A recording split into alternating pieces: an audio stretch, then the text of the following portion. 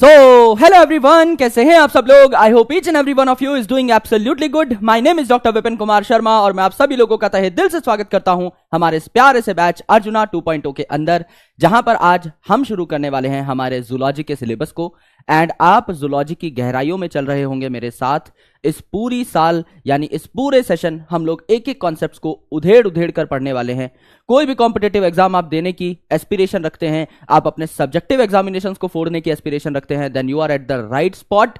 हम लोग कॉन्सेप्ट्स को इतना बारीकी से समझने की कोशिश कर रहे होंगे, इतने प्यार से समझने की कोशिश कर रहे होंगे कि किसी भी बुक का कोई भी क्वेश्चन जब आप उठा करके देखेंगे then you would be able to solve it. और आप हमेशा हर किताब को हंसते हंसते मुस्कुराते हुए बंद करेंगे कि आपने जितने क्वेश्चंस बनाने की ठानी थी वो क्वेश्चंस आपसे बन गए। पेपर चाहे कोई भी बना ले, एनटीए बना ले, एनएमसी बना ले, सीबीएसई बना ले या नासा वाले बना ले, हम जो कंटेंट पढ़ेंगे उससे बाहर एक भी क्वेश्चन नहीं उछलेगा। आज हमारी पहली क्लास है दोस्तों। हम कुछ बातें करेंगे पहले इनिशियल 5-7 मिनट और उसके बाद हम हमारे सेशन की शुरुआत करेंगे। अगर आपको मैं ठीक तरीके से दिखाई दे रहा हूं या मेरी आवाज आप लोगों तक प्रॉपर्ली एकदम बढ़िया तरीके से पहुंच रही है तो प्लीज एक बार चैट सेक्शन में अपना रिस्पॉन्स जाहिर कर दीजिए। एक बार फटाफट लाल कलर के दिलों की बारिश कर दीजिए so that we can start this wonderful session up. आपकी एनर्जी जो है वो मुझे एनर्जी दे रही होगी और हमेशा ऐसा होगा कि हर क्लास में आपके उड़ते हुए लाल कलर के 4 चैम्बर के जो हार्ट्स हैं वो मुझे जब दिखाई दे रहे होंगे तो मेरे अंदर एक अलग से ऊर्जा आएगी and ultimately we will be utilising that energy for study purpose. तो हम लोग एकदम तोड़ फोड़ रहे होंगे चीजों को।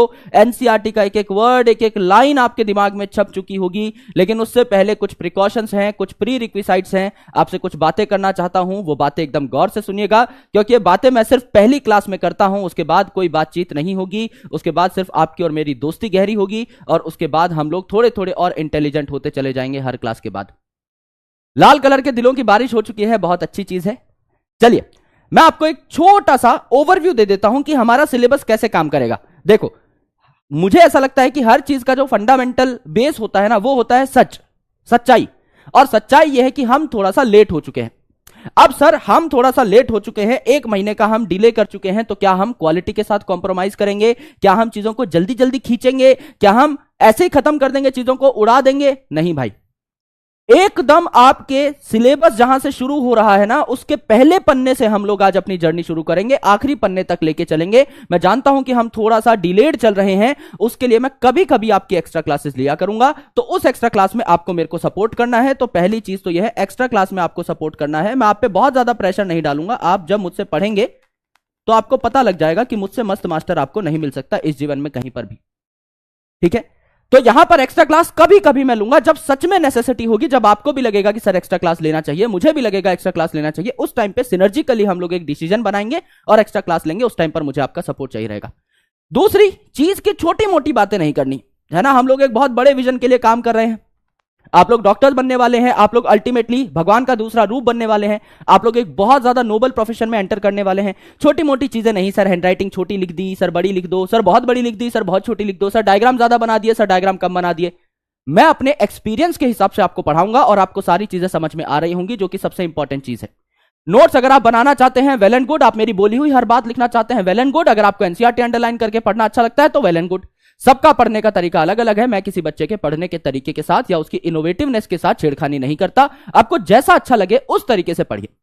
जैसे ही हमारी क्लास स्टार्ट हो जाएगी तब से लेकर के जब तक हमारी क्लास खत्म ना हो जाए, हर पॉइंट इंपॉर्टेंट है। मेरे जुबान से निकला हुआ हर एक शब्द इंपॉर्टेंट है। जितना आप लिख सकते हो उतना लिखिए, लेकिन समझने के साथ कॉम्प्रोमाइज मत करिए। लर्न फर्स्ट, यह हमारी फिलॉसफी होनी चाहिए। Learn first philosophy.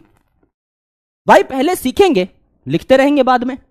नोट्स तो सर प्रोवाइड करते ही हैं बाद में, तो नोट्स को देख के लिख लेंगे। क्लास के बाद 10 मिनट का टाइम और लग जाएगा, लेकिन जब सर कुछ बोल रहे हैं, जब सर कुछ समझा रहे हैं, उस टाइम पे हम भैया की बात को एकदम गौर से सुनेंगे और कॉन्सेप्ट्स को समझते रहेंगे। तो लर्न फर्स्ट अप्रोच लेके चलना है। एक्स्ट्रा क्लास में मुझे सपोर्ट करना है। छोटी छोटी बातें जो है उन पे अपना दिमाग खराब नहीं करना है। जितने डाउट्स पूछने हैं उतने डाउट्स पूछिए, जितने क्वेश्चंस पूछने हैं उतने क्वेश्चंस पूछिए। All questions are welcome. Syllabus के अंदर के डाउट हो, सिलेबस के बाहर के डाउट हो, जितने डाउट्स हम लोग हर क्लास में केटर कर सक रहे होंगे उतने हम करेंगे। एंड अल्टीमेटली जो भी डाउट्स आपके रह जाएंगे वो हम कम्युनिटी में डील कर रहे होंगे, तो टेंशन लेने की जरूरत नहीं है।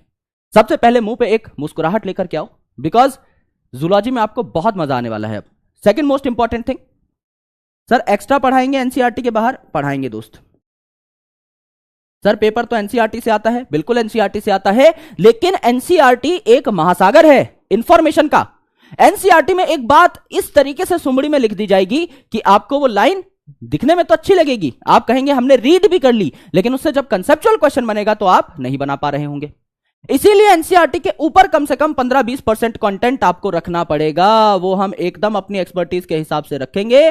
तो आपको ये बिल्कुल नहीं करना है सर आप एनसीईआरटी से बाहर जा रहे हो, सर आप एनसीईआरटी के अंदर आ रहे हो। मैं अगर आपको कुछ एक्स्ट्रा पढ़ाऊंगा, मैं गारंटी के साथ कह रहा हूं, मैं कसम खा के कह रहा हूं मेरे दोस्त, आगे आने वाले फिजियोलॉजी के सारे चैप्टर्स में आपको एक एक बात में रिपीट होती हुई दिखा दूंगा। कोई भी बात आपकी वेस्ट नहीं होगी, कोई भी पॉइंट जो मैं आपको सिखा रहा हूं, पढ़ा रहा हूं, वो व्यर्थ नहीं जाएगा। ये बात मैं आपको डे 1 पे ही एश्योरेंस के साथ कह रहा हूं। टेंशन लेने की बिल्कुल जरूरत नहीं है, एकदम सही जगह पर हो, सही हाथों में हो, प्यार से पढ़ेंगे और एग्जाम्स क्रैक करने का एकदम अपना जो एक्सपीरियंस है वो आपके साथ शेयर करता चलूंगा। अच्छे अच्छे क्वेश्चंस आपको सॉल्व करवाता हुआ चलूंगा। अप्रोच के बारे में बात करेंगे कि कॉम्पिटिटिव एग्जाम्स को कैसे क्रैक किया जाता है। कंटेंट हमारे पास सैंपल होगा ही, इस पेपर को बहुत प्यार से, बहुत क्लैरिटी के साथ हम लोग फोड़ रहे होंगे। बस मुझे आपके खिलखिलाते हुए चेहरे चाहिए till the end of this session, और आपका थोड़ा बहुत सपोर्ट कि हाँ सर आप जो कह रहे हो वो हम कर लेंगे, आपने कुछ होमवर्क दिया है तो वो हम कर लेंगे, आपने डीपीपी सॉल्व करने दी थी वो हम कर लेंगे। रेगुलरिटी इज द मेन की। आप इंटेलिजेंट हो, आप इंटेलिजेंट नहीं हो, कोई फर्क नहीं पड़ता। मैं 0 लेवल से चीजों को उठाता हूं। आज आपको कंटेंट के डेप्थ का अंदाजा हो रहा होगा। ये टॉपिक आप पहले भी पढ़ चुके हैं, लेकिन फिर भी इस टॉपिक में आपको 100 नई बातें मिलेंगी, और वो 100 नई बातें कंसेप्चुअल होंगी और एनसीईआरटी के अलग अलग पन्नों से जाकर के अटैच हो रही होंगी, जो आगे आपके खुलासे के दौरान आपको मैं बता रहा हूंगा। तो आज आपको कंटेंट का तो अच्छा आइडिया लग ही जाएगा। मुझे बस आपसे एक चीज चाहिए, वो है आपका डिसिप्लिन, वो है आपकी रेगुलरिटी। अगर आप सिंसियर हो, अगर आप मजबूत हो, अच्छे इरादे के साथ आए हो, उसके अलावा मुझे कुछ नहीं चाहिए। मुझे इस बात से कोई फर्क नहीं पड़ता कि पहले आपको कितना कंटेंट आता है, कितना नहीं आता। 0 लेवल से हर लेक्चर को हम शुरू करेंगे। एनसीईआरटी 4-5 बार लेक्चर्स के दौरान ही करा दूंगा। आज आपको पूरा फ्लो समझ में आ जाएगा कि वीपू सर क्या क्या कराते हैं। अल्टीमेटली सारी चीजें क्रैक हो रही होंगी। शुरू किया जाए भाई, खेला शुरू करें। एक और बार लाल कलर के दिलों की बारिश हो जाए, बस यही हमारा इंट्रोडक्शन था। 8 मिनट मैंने आपकी ले ली, लेकिन बस ये 8 मिनट ही थी जो मुझे आपसे चाहिए थी। अब हम आ जाते हैं अपने काम धंधे के ऊपर, अब हम आ जाते हैं हमारे सिलेबस के ऊपर। सिलेबस में हमारा जो पहला चैप्टर है जो हम शुरू करने वाले हैं वो क्या है? स्ट्रक्चरल ऑर्गेनाइजेशन इन एनिमल्स। जब भी हम किसी चीज को शुरू करें, हमेशा उसका प्रोटेगेटिव समझें कि यह चैप्टर एनसीईआरटी में डाला क्यों गया है, और डाला गया है तो इसी सीक्वेंस में क्यों डाला गया है। फिजियोलॉजी के पहले क्यों डाला, फिजियोलॉजी के बाद क्यों नहीं डाला। There is a reason behind that. Structural organisation नाम के इस चैप्टर में आप मान के चलिए कि 3 पार्ट आपको पढ़ने हैं। पहला पार्ट जो हम आज शुरू करेंगे वो है आपका एनिमल का टिश्यू। एनिमल के टिश्यू के सारे इशू आज खत्म कर देंगे। दूसरे इंपॉर्टेंट चीज, इसके बाद आते हैं आपके राणा साहब, है ना, हमको राणा जी माफ करना वाले राणा साहब आ जाएंगे, और फिर आपके कॉकरोच महाराज आ जाएंगे। ये 3 चीजें हैं जो कि हमको पढ़नी होती हैं। अब यहां पर एक सीक्वेंस के अंदर ही हम लोग चलेंगे। सबसे पहले एनिमल टिश्यू, फिर राणा साहब एंड देन कॉकरोच। इसके अलावा मेरे दोस्त, एनिमल टिश्यू में आज हम क्या शुरू करने वाले हैं? सिर्फ टिश्यू की डेफिनेशन। सर ये तो बहुत बेसिक है, कम से कम 15 बार हम टिश्यू की डेफिनेशन पढ़ चुके हैं, और हमें लगता है टिश्यू की डेफिनेशन तो हमें बहुत ही अच्छे से क्लियर है। अगर आपको ये भ्रम है तो ये भ्रम आज ही टूट जाएगा, टेंशन मत लो। टिश्यू की डेफिनेशन के इतनी गहराई के अंदर आपको ले चलूंगा कि दिमाग खुल जाएगा और आपको पता लगेगा कि बायोलॉजी कितनी प्यारी चीज है, राइट। तो सबसे पहले एनिमल टिश्यू की आज हम शुरुआत करने वाले हैं। लेकिन एनिमल टिश्यू शुरू करने से पहले चलो इस चैप्टर के नाम को तोड़ने की कोशिश करते हैं। Structural organisation of animals. Animals का मतलब जानते हो? क्या आप एनिमल्स हो? हाँ या ना लिख के बताइए। चैट सेक्शन को भर दीजिए और कॉन्फिडेंटली बताइए, क्या आप एनिमल हैं या आप एक प्लांट है? सर हम एनिमल है। Confirm? Yes sir confirm. Sure? 100% sure. आप एनिमल क्यों हैं? अगर मैं आपसे पूछूं what are the characteristic features that makes you an animal, क्या ऐसी चीजें हैं जिस वजह से आप एनिमल हो? सर चलते फिरते हैं इसीलिए एनिमल है। अब जरूरी थोड़ी है कि भैया चलने फिरने वाली चीजें ही एनिमल हैं या मूवमेंट करने वाली चीजें ही एनिमल्स हैं। क्या प्लांट में मूवमेंट होती है? जी सर प्लांट में मूवमेंट होती है। मैं लोकोमोशन नहीं कह रहा, मैं मूवमेंट कह रहा हूं, आराम से सुनना। लोकोमोशन और मूवमेंट में फर्क होता है। लोकोमोशन यानी एक ऐसी मूवमेंट जिसमें लोकेशन भी चेंज हो रही हो, आप एक जगह से दूसरी जगह जा रहे हो, उसे लोकोमोशन कहते हैं। तो मैं अगर यहां खड़ा हूं और मैं इस जगह पहुंच रहा हूं, दिस इज लोकोमोशन, है ना, दिस इज लोकोमोशन। कैसे याद करना है भैया? लोकोमोशन की स्पेलिंग देख लो, लोकोमोशन की स्पेलिंग देख लो। क्या इस नाम में ही लोकेशन आ रहा है? लोकेशन आ रहा है भैया। लोक यहां से उठाया और शन यहां से उठा लिया। लोकेशन चेंज होती है आपके लोकोमोशन के दौरान, यानी आप एक जगह से दूसरी जगह पहुंच रहे होते हो। मूवमेंट में जरूरी नहीं है कि आप दूसरी जगह जा रहे हो। जैसे कि मेरी जॉज मूव कर रही हैं जब मैं बोल रहा हूं, यह भी एक तरीके की मूवमेंट है। मैंने क्या बोला? जॉज मूव कर रही हैं, this is a movement. I am moving my hand, I am moving my arm, है ना? पर मैं हिल नहीं रहा हूं, मैं एक जगह से दूसरी जगह नहीं जा रहा हूं। तो this is not locomotion but this is movement. तो प्लांट में भी मूवमेंट होती है, पानी नीचे से ऊपर जा रहा है। अब प्लांट की जड़ों में पानी डाल रहे हैं, वो ऊपर जा रहा है due to some small movements, diffusion हो रहा है, ऑस्मोसिस हो रहा है। तो मूवमेंट प्लांट में होती है, लोकोमोशन नहीं होती। यहां पर हमें लगता है कि भाई लोकोमोशन कर रहे हैं तो एनिमल, लेकिन और भी कैरेक्टर्स हैं। बताइए भैया, आपके अंदर एक सेल है या बहुत सारे सेल हैं? सर हमारे अंदर बहुत सारे सेल हैं, इनफैक्ट हमारी बॉडी में बिलियंस ऑफ सेल्स हैं। तो क्या मैं ये कहूं कि एनिमल्स मल्टी सेल्यूलर होते हैं? क्या सारे एनिमल्स मल्टी सेल्यूलर होते हैं? बिल्कुल होते हैं, विदाउट एक्सेप्शन सारे के सारे एनिमल्स मल्टी सेल्यूलर होते हैं। दुनिया में जितने भी एनिमल्स हैं सब में एक से ज्यादा सेल है। एक सेल वाले ऑर्गेनिजम्स भी होते हैं क्या सर? बिल्कुल होते हैं, जैसे अमीबा है, पैरामीशियम है, बैक्टीरिया है, इनमें एक ही की तो सेल है। लेकिन हमारी बॉडी में अगर आप सिर्फ ब्रेन को ही कंसिडर करें तो ब्रेन में ही बिलियंस ऑफ न्यूरॉन्स हैं, यानी 100 करोड़ से ज्यादा न्यूरॉन्स सिर्फ हमारे इतने से पार्ट के अंदर कंप्रेस्ड वे में पैक किए हुए हैं। तो हमारी बॉडी में बहुत सारे सेल्स हैं, अरबों खरबों सेल्स हैं। तो यहां पर मल्टी सेल्यूलर तो हम लोग होते हैं, सारे ही एनिमल्स मल्टी सेल्यूलर होते हैं। क्या हम अपना खाना बना सकते हैं? सर कल ही मम्मी ने सब्जी बनाई थी तोरी की, है ना? आज सुबह घर पे घिया बनी है, तो खाना तो हम बना सकते हैं। गलत मेरे भाई, मैं बॉडी में खाना बनाने की बात कर रहा हूं। जो प्लांट्स होते हैं they are photosynthetic, they are autotrophs. Autotrophs, auto मतलब खुद, स्वयं, सेल्फ, ट्रॉफ मतलब न्यूट्रिशन। प्लांट खड़ा खड़ा खुद खाना बना सकता है, बाहर से किसी से इसको खाना मंगवाने की जरूरत नहीं है। हम जो खाना बनाते हैं वो भी अलग अलग सोर्सेस से आता है। हम प्लांट्स ही तो पकाकर खा रहे हैं। गोभी की सब्जी बन रही है, वो एक प्लांट ही तो है। तोरी बन रही है, भिंडी बन रही है, लौकी बन रही है, सारे क्या है? प्लांट्स ही तो हैं। अब आप बोलोगे सर हम तो नॉनवेज है, हम तो चिकन खाए थे आज। मेरे भाई चिकन को भी तो आपने क्या किया? ग्रेन्स खिलाकर ही बड़ा किया, तो अल्टीमेटली वो एनर्जी तो प्लांट से ही आ रही है। तो हम लोग अपना खाना खुद अपनी बॉडी में नहीं बना सकते, तो हम लोग क्या कहलाए? हम लोग हेटेरोट्रॉफ्स कहलाए। हम लोग हेटेरोट्रॉफ्स कहलाए, कहलाए सर, एकदम कहलाए। हम लोग अपना खाना खुद नहीं बना सकते। तीसरी इंपॉर्टेंट चीज, हमारे सेल को अगर आप देखें, मेरी बॉडी का कोई भी सेल निकाल लीजिए, मेरी आंख का सेल निकाल लीजिए, चीक का सेल निकाल लीजिए, स्किन का सेल निकाल लीजिए, लिवर, किडनी, कहीं का भी सेल निकाल लीजिए, क्या मेरे सेल के अंदर सेल वॉल पाई जाएगी? क्या एनिमल्स के सेल के अंदर सेल वॉल पाई जाती है? The answer is no. Cell wall यहां पर एब्सेंट होती है। सेल वॉल कहां पाई जाती है? प्लांट्स में पाई जाती है, बैक्टीरिया में पाई जाती है, एनिमल्स के अंदर नहीं पाई जाती। चौथी इंपॉर्टेंट चीज, भैया आप प्रोकैरियोटिक हैं या यूकैरियोटिक? सर ये क्या होता है? पहले लिख लीजिए कि हम लोग यूकैरियोटिक होते हैं, हम लोग यूकैरियोट्स हैं, हमारे सेल्स यूकैरियोटिक हैं। यू का मतलब क्या होता है? यू का मतलब होता है ट्रू, यानी सच्चा, है ना? और कैरियन का मतलब क्या होता है? कैरियन का मतलब होता है न्यूक्लियस। यहां पर ट्रू न्यूक्लियस पाया जा रहा है। ट्रू न्यूक्लियस का मतलब क्या है? यहां पर आपका जो डीएनए है वो एक न्यूक्लियस के अंदर पैक्ड है, और न्यूक्लियस के पास खुद का न्यूक्लियर एनवेलप है, एक कवर है। प्रोकैरियोटिक सेल के बारे में आप जानते होंगे, जैसे बैक्टीरिया है तो उसके पास कोई मेम्ब्रेन बाउंड ऑर्गेनेल्स नहीं होती, सेल के अंदर कोई और मेम्ब्रेन नहीं होती, सिर्फ बाहर एक सेल मेम्ब्रेन है। बैक्टीरिया के अंदर कोई और मेम्ब्रेन नहीं है, कोई एंडोप्लाज्मिक रेटिकुलम नहीं, कोई माइटोकॉन्ड्रिया नहीं, कोई क्लोरोप्लास्ट नहीं, कोई न्यूक्लियस नहीं, नंगी पुंगी पड़ी रहती है सारी की सारी चीजें। किसी भी ऑर्गेनेल के ऊपर, किसी भी स्ट्रक्चर के ऊपर कोई मेम्ब्रेन नहीं होती। हमारे सेल में अगर आप देखोगे तो यूकैरियोटिक कंपोजिशन पाई जाती है। और सबसे इंपॉर्टेंट चीज न्यूट्रिशन से रिलेटेड एक और, कि हमारा मोड ऑफ न्यूट्रिशन क्या होता है? होलोजोइक मोड ऑफ न्यूट्रिशन होता है। होलोजोइक मोड ऑफ न्यूट्रिशन होता है। होलोजोइक मोड ऑफ न्यूट्रिशन होता है। होलोजोइक क्या होता है? होलोजोइक क्या होता है? फर्स्ट इंजेस्ट,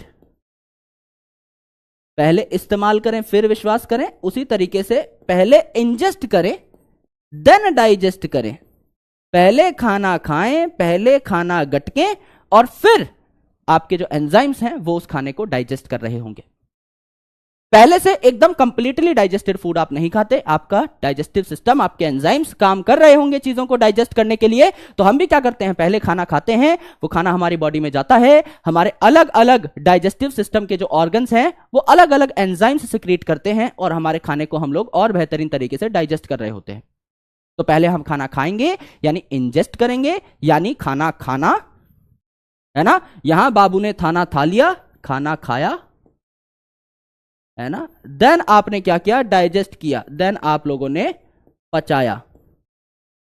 यही तो होगा। इसे हम क्या कहते हैं, holozoic mode of nutrition, correct. तो यहां पर ये सारे के सारे पॉइंट्स हैं जो आई होप आपको क्लियर हो गए होंगे, क्योंकि एकदम जनरल बातें हैं, 5वीं छठी क्लास की बातें हैं। एनिमल्स में आपकी मल्टी सेल्यूलरिटी देखने को मिलती है, सारे के सारे एनिमल्स मल्टी सेल्यूलर होंगे, यानी इनमें मोर देन वन सेल पाया जा रहा होगा।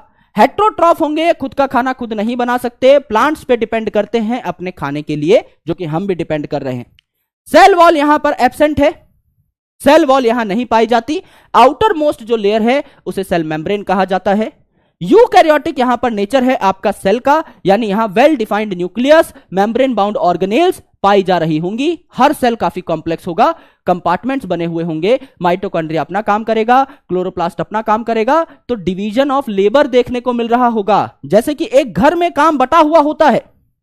जैसे मम्मी का काम अलग है, mummy is a house maker, घर को बनाना, घर को संवारना मम्मी का काम है। पापा जो है हमारे जॉब करते हैं, तो पापा का काम है पैसा कमा कर लाना और सबकी नीड्स का ख्याल रखना कि हाँ भाई किसको किस चीज की जरूरत है, वो पापा हमारे घर के जो लीडर हैं, हमारे घर के जो हेड हैं, वो आपका टेक केयर कर रहे होंगे। हमारी क्या रिस्पॉन्सिबिलिटी है, घर में हुड़दंग मचाना, सबके नाक में दम करना, सबका सरदर्द एकदम सर दर्द से फट जाए ऐसी हरकतें करना, तो वो हमारा काम है। तो हमने घर में डिवीजन ऑफ लेबर कर रखा है, सबने अपना काम बांट रखा है अकॉर्डिंग टू ओन एक्सपर्टीज, कौन क्या क्या कर सकता है उस हिसाब से काम को बांट दिया। माइटोकॉन्ड्रिया बोला कि यार मेरा नाम है पावर हाउस, अब तो मुझ पे मीम्स भी बनने लगे हैं कि I am power house of the cell, तो मेरा काम क्या है, पावर जनरेट करना, एनर्जी बनाना। तो सेल ने कहा भाई तू एनर्जी बना। क्लोरोप्लास्ट बोला मैं हूं हरा भरा हल्क जैसा, भाई मैं खाना बना सकता हूं, मेरे पास है क्लोरोफिल नाम का पिगमेंट। तो सेल ने बोला यार तू खाना बना ले। राइबोसोम्स ने कहा मुझे कहते हैं प्यार से प्रोटीन फैक्ट्री, मैं प्रोटीन बना सकता हूं, तो कहा यार तू प्रोटीन बना ले।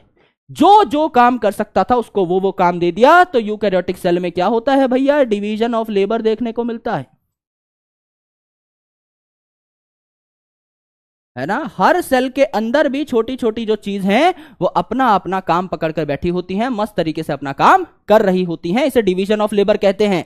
और एंड में आता है आपका होलोजोइक मोड ऑफ न्यूट्रिशन, पहले गटको फिर पचाओ, जो कि हमारा काम है। सारा दिन खाते रहते हैं और उसके बाद उसे पचाते रहते हैं हमारी बॉडी के एंजाइम्स। अगर हमारे शरीर में डाइजेस्टिव एंजाइम्स ना हो तो एक सेब को अगर आप खा लें तो उसको पचाने में भी कम से कम 50 से 60 साल का टाइम लगेगा। इतने इंपॉर्टेंट हैं हमारे डाइजेस्टिव एंजाइम्स। चैप्टर बायोमोलिक्यूल्स में इसकी डिटेल में चलेंगे हम लोग और काफी गहराई में बातें कर रहे होंगे कि कैसे एंजाइम्स आपके खाने को पचाते हैं। तो एंजाइम्स बहुत इंपॉर्टेंट हैं आपके शरीर के लिए, ये सारी बातें एनिमल्स के लिए इंपॉर्टेंट थी। स्ट्रक्चरल ऑर्गेनाइजेशन यानी स्ट्रक्चर जो है, हमारा ढांचा जो है ये कैसे बना हुआ है, इसके बारे में हम बात करेंगे। तो अगर आप एक घर देखें तो एक घर की बेसिक यूनिट क्या है, एक घर की सबसे छोटी इकाई, सबसे छोटी यूनिट क्या है? आप बोलेंगे सर ईंट यानी ब्रिक। बहुत सारी ब्रिक्स को हमने अलग अलग अरेंजमेंट में लगाया और आपका पूरा का पूरा घर तैयार हो गया। यही होता है, सिंपल है। इसी तरीके से आपकी इकाई क्या है, what is the unit of your body? Sir हमारी जो यूनिट है बॉडी की वो होगी सेल। सिंपल सी बात है भाई, हम लोग बचपन से पढ़ते हुए आ रहे हैं। कुछ चीजें तो ऐसी हैं भाई, एक बार तो हम अपने पिताजी का नाम भूल सकते हैं, एक बार तो हम अपने घर का एड्रेस भूल सकते हैं, एक बार तो तुम अपने क्रश की शक्ल भूल सकते हो, लेकिन तुम ये बातें बिल्कुल नहीं भूल सकते बीइंग अ बायोलॉजिस्ट कि cell is the structural and functional unit of life, bryophytes are the amphibian of plant kingdom, mitochondria is the power house of the cell, lysosomals are the suicidal bag, ribosomes is the protein factory. ये सारी बातें तो एकदम भैया छाती पे गुदवा लो, है ना, एक कागज पे लिख के माथे पे चिपका लो, क्योंकि ये तो हम बायोलॉजिस्ट की पहचान है, ये तो हमारे डीएनए के अंदर घुसी हुई बातें हैं। तो जाहिर सी बात है हमारी बॉडी की स्ट्रक्चरल और फंक्शनल यूनिट कौन है, लाइफ की स्ट्रक्चरल और फंक्शनल यूनिट कौन है? सेल। सेल अपना सारा काम कर सकती है और ऐसे ही हजारों करोड़ों सेल मिलकर के अलग अलग ऑर्गेनिजम्स बनाते हैं। तो स्ट्रक्चरल ऑर्गेनाइजेशन में हम देखेंगे कि एनिमल्स का स्ट्रक्चर किससे बना है, सेल से बना है। उन सेल्स ने आगे चल के टिश्यू बनाए, उसी टिश्यू को आज हम पढ़ना शुरू करेंगे। ये तो एकदम अपना प्रोप्राइटरी माल है ना। ये 4-5 लाइन तो अपने अधिकार है भैया, वसीयत में हमको मिला ही क्या है, यही तो मिला है बस। तो एनिमल की डेफिनेशन आई होप आपकी क्लियर हो गई होगी। बहुत जनरल बातें हमने अभी तक करी। अब देखिए भैया, दुनियादारी में बहुत सारे ऑर्गेनिजम्स हैं। कुछ ऑर्गेनिजम्स हैं यूनिसेलुलर और कुछ है मल्टी सेलुलर। यानी कुछ ऑर्गेनिजम्स ऐसे हैं जिनमें सिर्फ एक सेल है। यूनि का मतलब होता है वन, सेल्यूलर का मतलब होता है सेल। तो आप यहां पर लिख सकते हैं organisms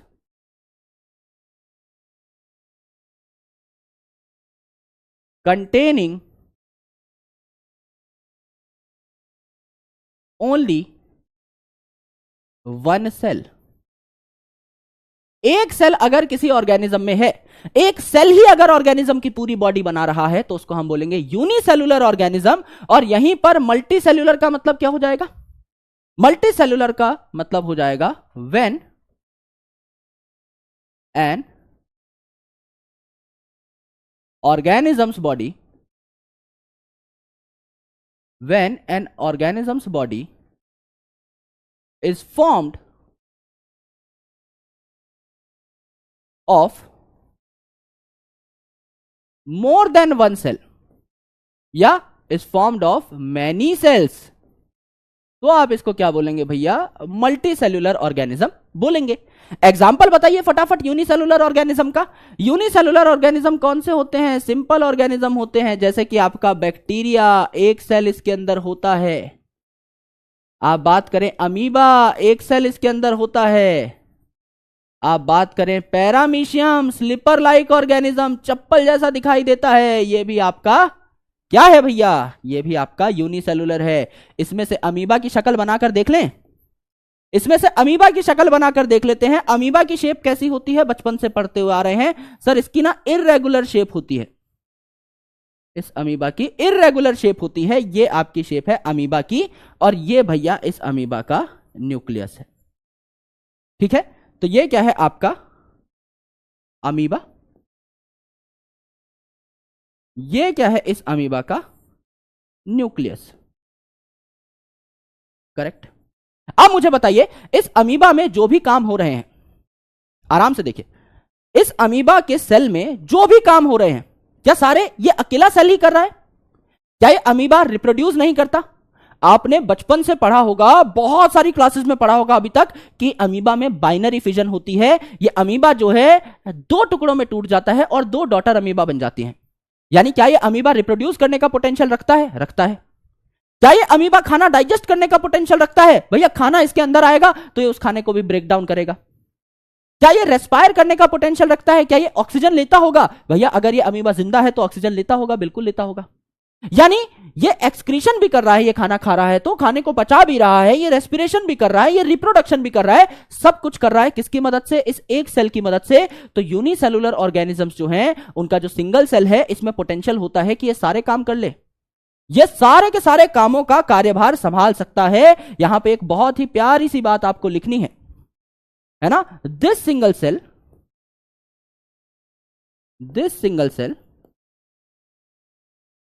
has potential, this single cell has potential to perform all physiological process, all physiological process required for its survival. जिंदा रहने के लिए जितने काम करने पड़ते हैं वो सारे के सारे काम करा सकता है कौन? ये सिंगल सेल। फॉर एग्जाम्पल कौन कौन से काम करा सकता है? सारे फिजियोलॉजिकल प्रोसेसेस के नाम लिख लीजिए। करा तो बहुत सारी चीज सकता है, लेकिन कुछ के नाम लिख लेते हैं। लाइक भैया रेस्पिरेशन कर लेगा, ऑक्सीजन ले लेगा एनवायरमेंट से, CO2 वापस कर देगा एनवायरमेंट को। है ना, रिप्रोडक्शन कर लेगा भैया, एक से फटके दो हो जाएगा, रिप्रोडक्शन कर लेगा भैया, ये खाना पचा लेगा, डाइजेशन कर लेगा, और जो खाना नहीं पच पाया, जो एक्स्ट्रा है, उसको अपने सेल से या अपनी बॉडी से बाहर फेंक देगा, एक्सक्रीशन कर लेगा। ये सारे के सारे काम कर सकता है कौन? ये सिंगल सेल। तो ये सिंगल सेल एक्चुअल में इस पूरे ऑर्गेनिज्म की बॉडी है, यूनिसेलुलर ऑर्गेनिज्म है, तो एक सेल में ही इस पूरे ऑर्गेनिज्म का सारा माल मसाला भरा हुआ है। यही सेल सारे के सारे फंक्शंस कराएगा। लेकिन when it comes to multicellular organism तो ऐसा नहीं होता। मल्टी सेल्यूलर ऑर्गेनिज्म बने कैसे? आपके इवोल्यूशन के दौरान कई सारे छोटे छोटे सेल मिल करके, कई सारे डिफरेंट टाइप के सेल्स मिल करके साथ में काम करने लगे, है ना, अलग अलग टाइप के सेल्स साथ में मिलकर के काम करने लगे। ये डिफरेंट टाइप के सेल्स साथ मिलकर के काम करने लगे और इन्होंने मल्टी सेल्यूलर ऑर्गेनिज्म बना लिया। Different type of cells interacted, बहुत सारे यूनिसेलुलर ऑर्गेनिजम्स इंटरेक्ट करने लगे और धीरे धीरे मल्टी सेल्युलरिटी आ गई।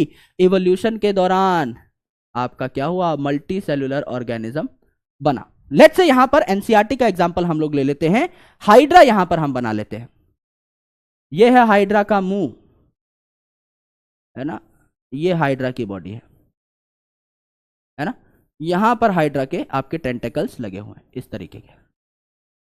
ये आपके हाइड्रा की शक्ल है, ठीक है, ये आपका हाइड्रा है, दिस इज योर हाइड्रा, ये आपका हाइड्रा है, ठीक है, ये आपका हाइड्रा है। अब हाइड्रा में अगर आप देखें तो अलग अलग टाइप के सेल्स होंगे। हाइड्रा क्योंकि मल्टी सेल्यूलर है तो इसमें अलग अलग टाइप के सेल्स होंगे, राइट? तो यहां पर क्या होगा? Hydra contains different cells for different functions. भाई आप अपना एग्जांपल ले लो, आप अपना एग्जांपल ले लो। रेस्पिरेशन के लिए आपके पास मेन ऑर्गन क्या है? मेन ऑर्गन, बाकी सब भूल जाओ, सिर्फ मेन ऑर्गन का नाम। अगर मैं बोलूं रेस्पिरेशन के लिए, सांस लेने के लिए आपके पास मेन ऑर्गन क्या है? आप बोलोगे सर हमारे पास लंग्स हैं, हमारे पास फेफड़े हैं। एकदम सही बात है। अगर आप बोलें कि सर एक्सक्रीशन के लिए हमारे पास मेन ऑर्गन कौन सा है? एक्सक्रीशन में सबसे इंपॉर्टेंट ऑर्गन क्या है? आपके पास किडनी है।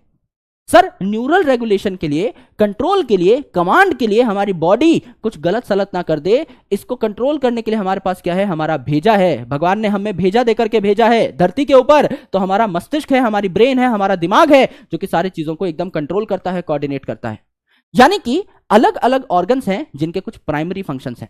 सिमिलरली अब जो हाइड्रा है ये बहुत कॉम्प्लेक्स एनिमल नहीं है, तो उसमें बहुत अलग अलग टाइप के ऑर्गन्स नहीं है, लेकिन अलग अलग टाइप के सेल है। जैसे ये सेल है, इसको बोल दिया भैया तू खाना खा, ये सेल है, इसको बोल दिया भैया तू खाना पचा, इसको बोला भैया तू ऑक्सीजन ले, इसको बोला तू ऑक्सीजन दे। यानी हर सेल को अलग अलग काम पकड़ा दिया।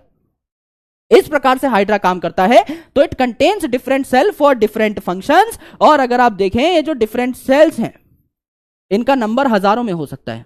There number can be in thousands, यानी हजारों सेल हो सकते हैं रेस्पिरेशन के लिए, हजारों सेल हो सकते हैं आपके रिप्रोडक्शन के लिए, हजारों सेल हो सकते हैं डाइजेशन के लिए। तो आपका अल्टीमेटली अलग अलग तरीके के सेल्स हैं हाइड्रा में जो अलग अलग काम करते हैं, लेकिन इनका नंबर भी हजारों में हो सकता है, ठीक है, हजारों में हो सकता है। अगर ह्यूमन में अगर आप देखो तो ये नंबर बिलियंस में जा सकता है। For example human brain has billions of cells, यहां पे नोट करके लिख लो छोटा सा। हाइड्रा में हजारों सेल हैं, हमारे अंदर अरबों सेल्स हैं, बिलियंस में है। Human brain have billions of neurons, billions of neurons. Correct है जी, एकदम करेक्ट है सर, है ना, एकदम करेक्ट है, ये बात है। तो यहां तक हमने क्या सीखा? सिंपल सिंपल बातें सीखी। हमने सीखा कि भैया यूनिसेलुलर ऑर्गेनिज्म जो है इसकी पूरी बॉडी में है ही एक सेल, तो सारे के सारे काम इसी सेल को करने पड़ेंगे। रेस्पिरेशन भी यही करेगा, एक्सक्रीशन भी यही करेगा, रिप्रोडक्शन भी यही करेगा, सब कुछ यही करेगा। लेकिन मल्टी सेल्युलर ऑर्गेनिज्म थोड़े से कॉम्प्लेक्स हो जाते हैं। इनके पास हर काम को करने के लिए अलग अलग सेल्स होते हैं।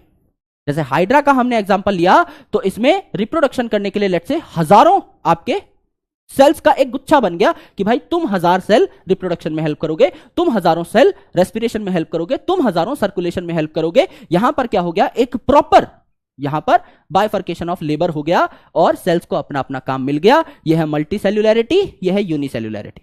करेक्ट? यहां तक क्लियर है? एक बार थम्स अप दे दीजिए प्लीज।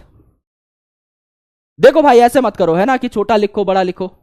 नोट्स आपको मिल जाएंगे, अगर आपको चीजें समझ में आ रही हैं तो वेल एंड गुड, उसके अलावा किसी चीज की टेंशन लेने की जरूरत नहीं है। इतनी ही बड़ी राइटिंग लिख के मैं और बैचेस में भी पढ़ाता हूं और बच्चे मस्त रहते हैं वहां पे, टेंशन मत लीजिए।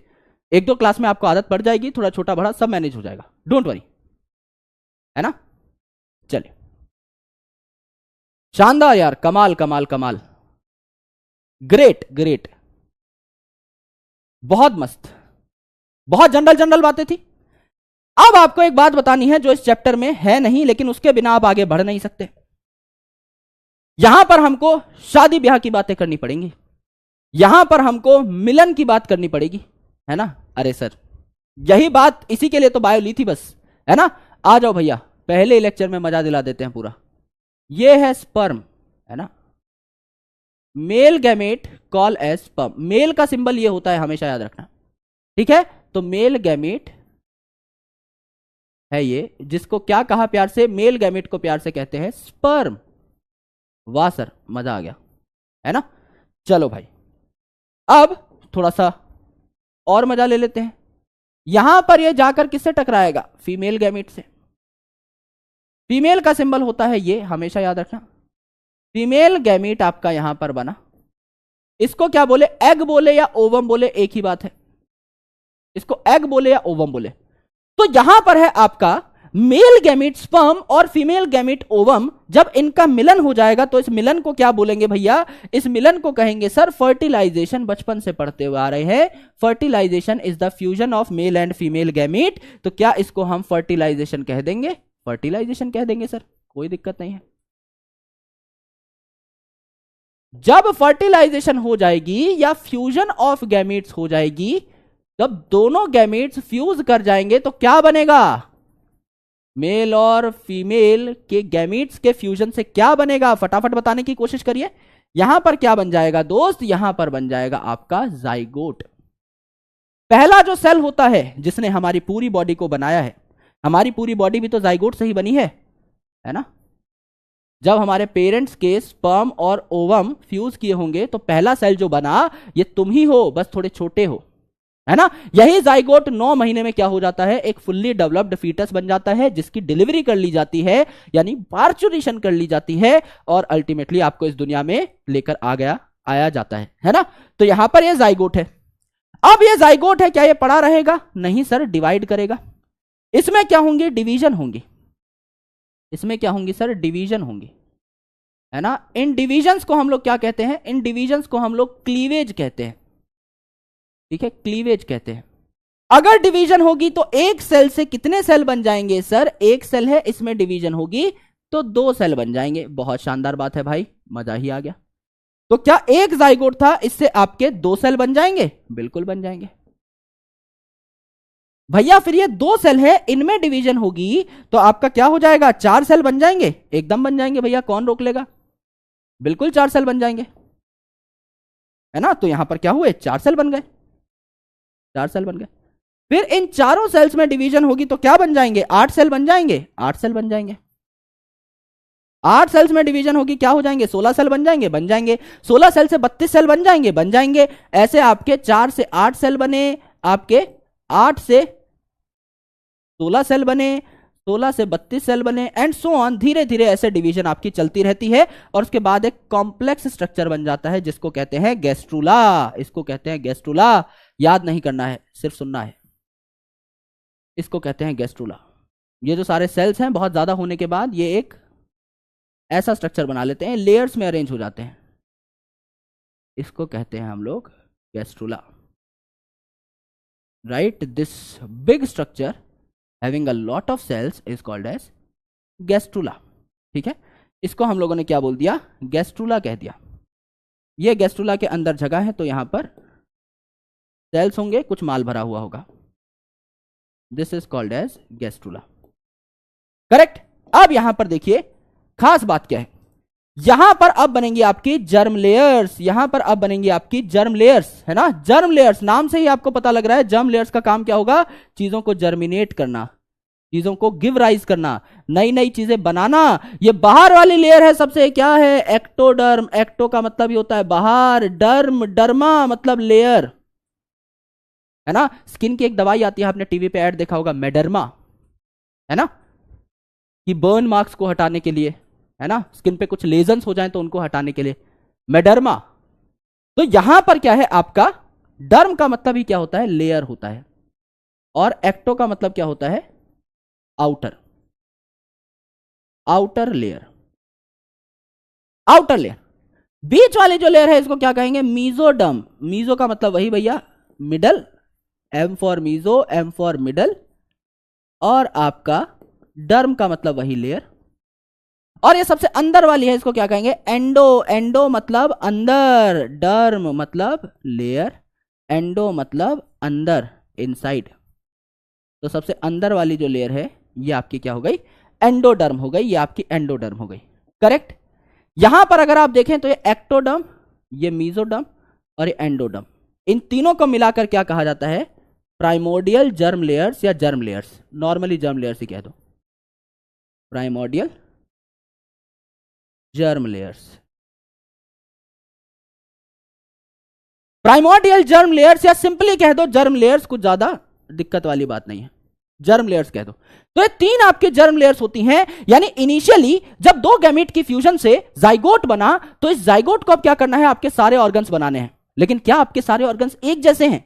क्या आपकी स्किन और आपके शरीर के अंदर जो लोकेटेड है लीवर, ये एक जैसे हैं? नहीं सर, स्किन डिफरेंट है, लीवर डिफरेंट है। लीवर पे बाल नहीं है, स्किन पे बाल है। स्किन आउटर है, कवरिंग, किसी भी पैथोजन को अंदर नहीं आने देगी, रिजिड है ना, सॉलिड है, रेजिस्ट कर सकती है किसी भी मैकेनिकल स्ट्रेस को, केमिकल स्ट्रेस को। स्किन बहुत पावरफुल है। लिवर जो है अंदर डेलिकेट ऑर्गन है, सॉफ्ट ऑर्गन है ना। तो हर ऑर्गन एक जैसा नहीं होता, तो हर ऑर्गन एक जैसी जर्म लेयर से भी नहीं बनता। जर्म लेयर क्या है, ये सारे सेल्स लेयर में अरेंज हैं, तो इनको लेयर बोला। और जर्म का मतलब क्या है, जर्म का मतलब जन्म देने वाला, जर्मिनेट करने वाला, ये आगे चल के बनाएगा और चीजें, इसे जर्म लेयर कहा गया है, राइट। तो जर्म लेयर जो है, जर्म का मतलब ही क्या होता है, विच कैन ओरिजिनेट। तो जर्म लेयर्स क्या ओरिजिनेट करते हैं, germ layers can originate different tissues. Germ layers अलग अलग प्रकार के टिश्यूज बनाएंगे, और ये टिश्यूज अलग अलग प्रकार के जो होंगे मिल करके क्या बनाएंगे, ये टिश्यू जो अलग अलग प्रकार करके होंगे, ये आपके फर्दर मिलके क्या बनाएंगे, these tissues aggregate in different composition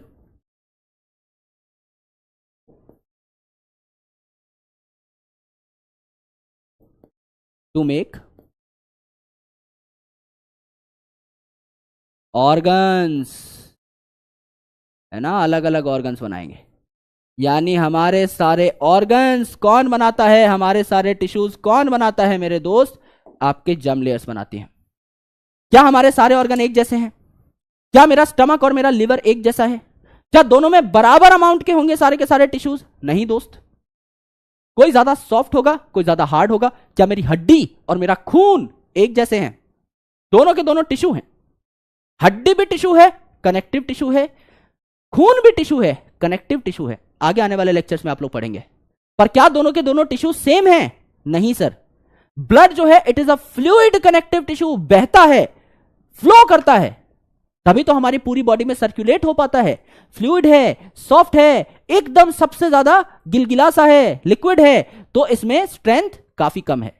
जबकि हड्डी जो है हमारे पूरे शरीर के वजन को उठाती हैं, रॉक सॉलिड फ्रेम हम लोगों की बॉडी का तैयार कर रही होती हैं। हमारे सारे ऑर्गन्स इन हड्डियों की वजह से ही प्रोटेक्टेड होते हैं। तो हड्डियों का हार्ड होना बहुत जरूरी है। तो एक तरफ हड्डी इतनी हार्ड है, दांत इतना हार्ड है, और दूसरी तरफ अगर आप देखेंगे तो ब्लड इतना सॉफ्ट है। तो क्या सारे टिश्यूज एक जैसे हैं? नहीं।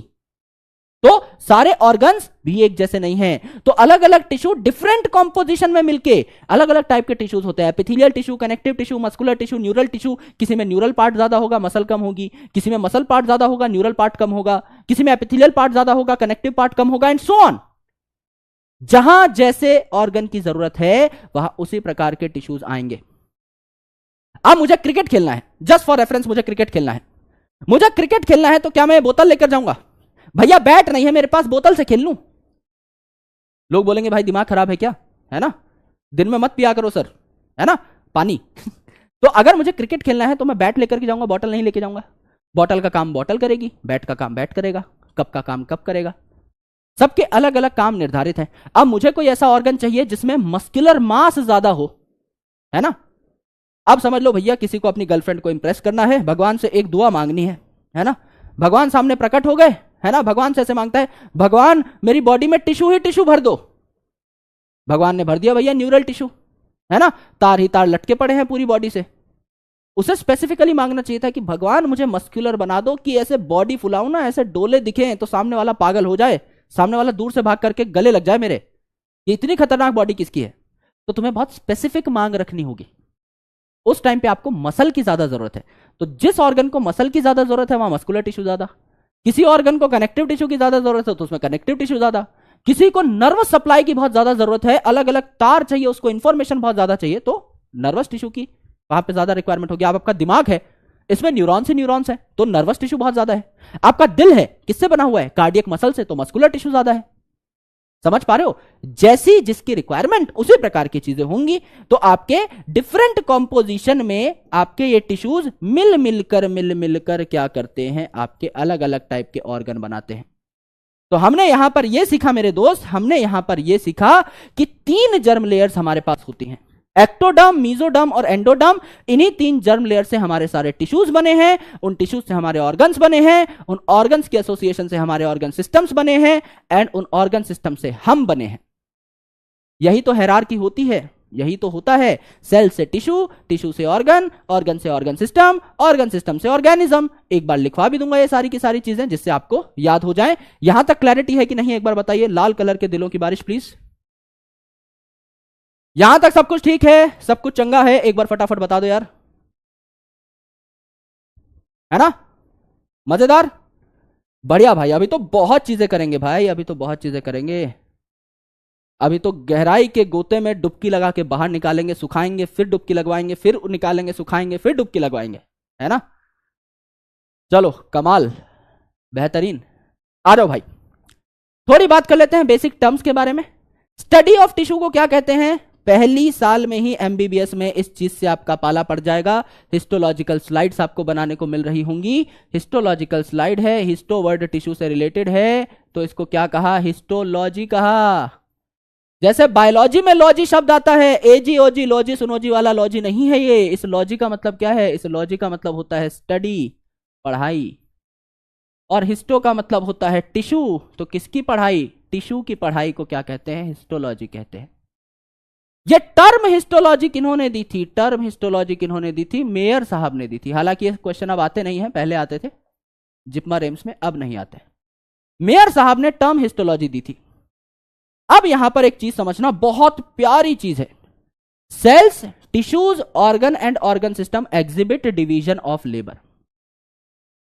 डिवीजन ऑफ लेबर कैसे होता है? मैंने अभी आपको बताया था, औकात के हिसाब से, according to their potential, according to their potential. भाई मुझे क्रिकेट खेलना आता नहीं है, मुझे क्रिकेट खिलवा लो, नहीं खेल पाऊंगा। बैडमिंटन मुझे अच्छा आता है, मुझसे बैडमिंटन खिलाओ, हो सकता है मेडल ले आऊं, एक आधा ब्रॉन्ज ही ले आऊं, पार्टिसिपेशन सर्टिफिकेट ही ले आऊं, कुछ करके अपनी इज्जत तो बचा लूंगा, 2-4 शॉट तो मार लूंगा इधर उधर। क्रिकेट में तो एकदम ही खत्म हूं भाई। तो मुझे वो काम दिया जाए जो मैं कर सकता हूं। माइटोकॉन्ड्रिया एनर्जी बना सकता है, एनर्जी बनाने का काम ही देना चाहिए उसको। जिस दिन मैंने माइटोकॉन्ड्रिया को कहा कि बेटा खाना बना लो, खेल खत्म। क्लोरोप्लास्ट खाना ही बनाता है, जिस दिन उसको बोले आओ भैया एनर्जी बना लो, खेल खत्म। जो जिस काम को बढ़िया कर सकता है उसको वही काम दिया जाता है। सेल के लेवल पर भी डिवीजन ऑफ लेबर है, अलग अलग ऑर्गेनेल्स अलग अलग काम कर रही होती है। माइटोकॉन्ड्रिया अलग काम कर रहा है, न्यूक्लियस अलग काम कर रहा है, राइबोसोम अलग काम कर रहे हैं, एंडोप्लाज्मिक रेटिकुलम अलग काम कर रहा है। डिवीजन ऑफ लेबर है। टिश्यू के लेवल पे भी डिवीजन ऑफ लेबर है। टिश्यू मिला है अलग अलग सेल्स के मिलने से, तो इसमें जो अलग अलग सेल्स है वो भी आपके एक पर्टिकुलर काम को कर रहे होंगे, उसमें भी डिवीजन ऑफ लेबर है।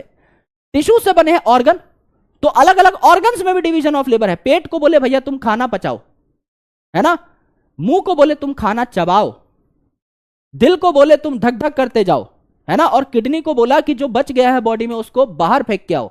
तो यहां पर क्या है, हर ऑर्गन को अपना काम दे दिया, हर ऑर्गन सिस्टम को अपना काम दे दिया।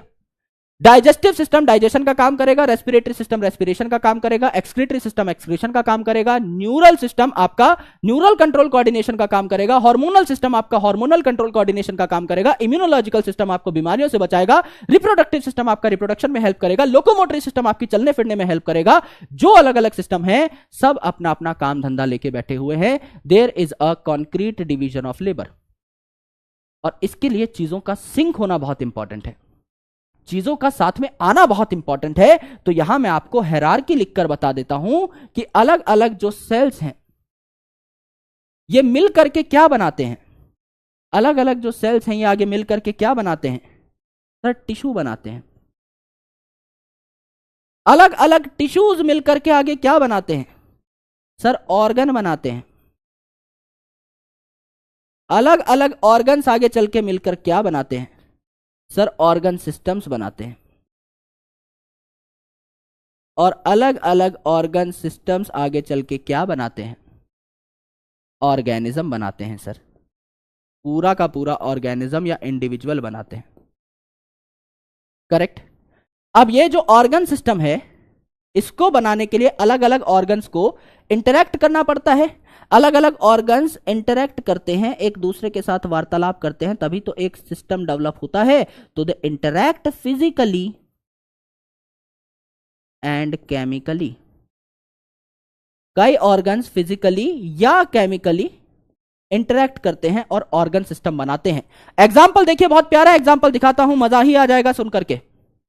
बहुत प्यारा एग्जाम्पल है, यह है आपका मुंह। इस मुंह से आपने खाया खाना, बाबू ने खाना खाया तो कहां जाएगा खाना भैया, मुंह है, मुंह में खाना चबाया, खाना आपका कहां चला गया, फेरिंग्स में चला गया, फेरिंग्स से ईसोफेगस में चला गया, ईसोफेगस के बाद पेट में चला गया, पेटवा में खाना चला गया है मेरे भाई। तो अगर पेट में खाना चला गया है, पेटू में खाना चला गया है, तो पेट बना लेते हैं। यहां पर पेट आपका कुछ ऐसा दिखाई देता है ना, ये इतना पार्ट जो है पेट है, इतना पार्ट जो है पेट है, और नीचे क्या है आपका स्मॉल इंटेस्टाइन शुरू हो गया। ठीक है, यहां पर देखिए ये क्या है, ये पेट है, और ये क्या है, स्मॉल इंटेस्टाइन है। ये क्या है आपका, पेट है, स्टमक है, और ये क्या है भैया जी, स्मॉल इंटेस्टाइन है। स्टमक के जस्ट बाद इंटेस्टाइन शुरू हो जाता है, पहले स्मॉल इंटेस्टाइन फिर आपका लार्ज इंटेस्टाइन, स्मॉल इंटेस्टाइन के बाद आगे चल के लार्ज इंटेस्टाइन आएगा। तो स्टमक है, ये स्मॉल इंटेस्टाइन है। स्टमक को मैं बोल दे रहा हूं ऑर्गन 1, ऑर्गन 1। स्मॉल इंटेस्टाइन को मैं बोल दे रहा हूं ऑर्गन 2। मुझे बताइए क्या ये ऑर्गन 1 और ऑर्गन 2 फिजिकली कनेक्टेड हैं? भाई मैंने बोला ये स्टमक यहां से शुरू है और यहां तक आपका स्टमक है, यहां तक आपका स्टमक है, पेट यहां तक है, और इंटेस्टाइन यहां से शुरू हो रहा है। क्या ये फिजिकली कनेक्टेड है? इस पॉइंट पे फिजिकल कॉन्टेक्ट है क्या? स्टमक और स्मॉल इंटेस्टाइन फिजिकली कनेक्ट हैं क्या? यहां पर फिजिकल कॉन्टेक्ट हो रहा है? हो रहा है सर, दिख रहा है, दोनों बातें कर रहे हैं, फिजिकल कॉन्टेक्ट हो रहा है। क्या इन दोनों के बीच में कोई केमिकल कॉन्टेक्ट है? यस सर, इनके बीच में केमिकल कॉन्टेक्ट भी है। कैसे? ये चीज आप पढ़ेंगे हमारे फिजियोलॉजी के लास्ट चैप्टर में, केमिकल कंट्रोल एंड इंटीग्रेशन में। एक बहुत प्यारी चीज है, आपका शरीर का जो प्रोटीन है, आपने जो प्रोटीन खाया वो शरीर में कहां पचता है? प्रोटीन जो है उसको डाइजेस्ट करने के लिए एंजाइम होता है पेप्सिन, वो कहां है? आपका स्टमक में है। तो स्टमक क्या बनाता है? It secretes gastric juice. Gastric मतलब पेट से रिलेटेड शब्द है, गैस्ट्रिक, है ना।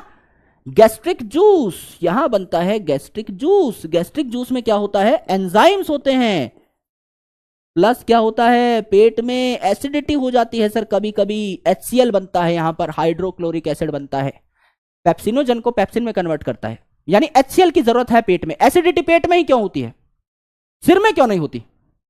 भाई एसिड है ही पेट में, तो एसिडिटी पेट में ही तो होगी। ये जो आपके पेट की लाइनिंग है, ये जो आपकी पेट की लाइनिंग है ना भाई, ये जो पेट की लाइनिंग है, इसको प्रोटेक्ट किया जाता है एसिड से। कई बार ये लाइनिंग जो है ना एक्सकोरिएट हो जाती है, छिल जाती है, और एसिड यहां पर ये जो सेल्स हैं इनको नुकसान पहुंचाने लगता है। ज्यादा एसिड आपका इन सेल्स को नुकसान पहुंचाने लगता है, तो आपको फील हो रहा होता है कि भैया पेट में जलन हो रही है, कुछ तो है जो मुझे अंदर से परेशान कर रहा है, that is called as acidity. तो यहां पर एंजाइम्स और HCl यानी एसिड बनता है पेट में। अब समझ लीजिए बहुत ज्यादा आपके एंजाइम बन गए हैं, इसको रेगुलेट करना है, इस एंजाइम को कम करना है, तो इंटेस्टाइन क्या करता है, small intestine, it secretes an enzyme, it secretes enterogastrone, या इसको GIP भी कहते हैं, और एंटेरोगेस्टेरॉन और GIP का मतलब है गैस्ट्रिक इनहिबिटरी पेप्टाइड।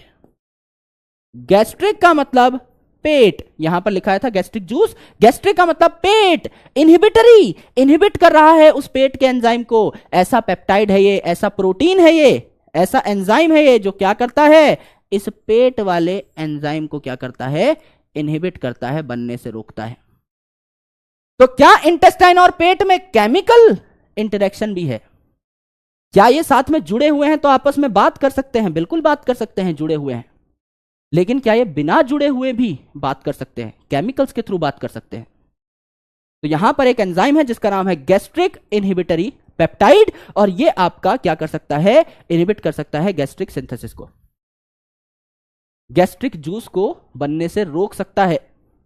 जब ज्यादा गैस्ट्रिक जूस बनने लग जाएगा तो उसको बोलेगा भाई रुक जाओ, ब्रेक मारने का टाइम आ चुका है, इतना मत उड़ो, इतने एंजाइम्स मत बनाओ। तो इसको इनहिबिट कर दिया। क्या इसके लिए इन दोनों का फिजिकली एक साथ अटैच होना जरूरी है? नहीं, ये अलग अलग भी होते हैं, इनके बीच में गैप भी होता, तो भी एंजाइम आपका सही जगह पर जाकर काम कर लेता। करेक्ट, ये बात आपको सीखनी है। करेक्ट है। जैसे हमारी बॉडी में देखो ना यार, आप अलग अलग प्रकार के हार्मोन्स हैं, there are different kind of hormones. जैसे ये एक हार्मोन बना gastric inhibitory peptide, that is an hormone.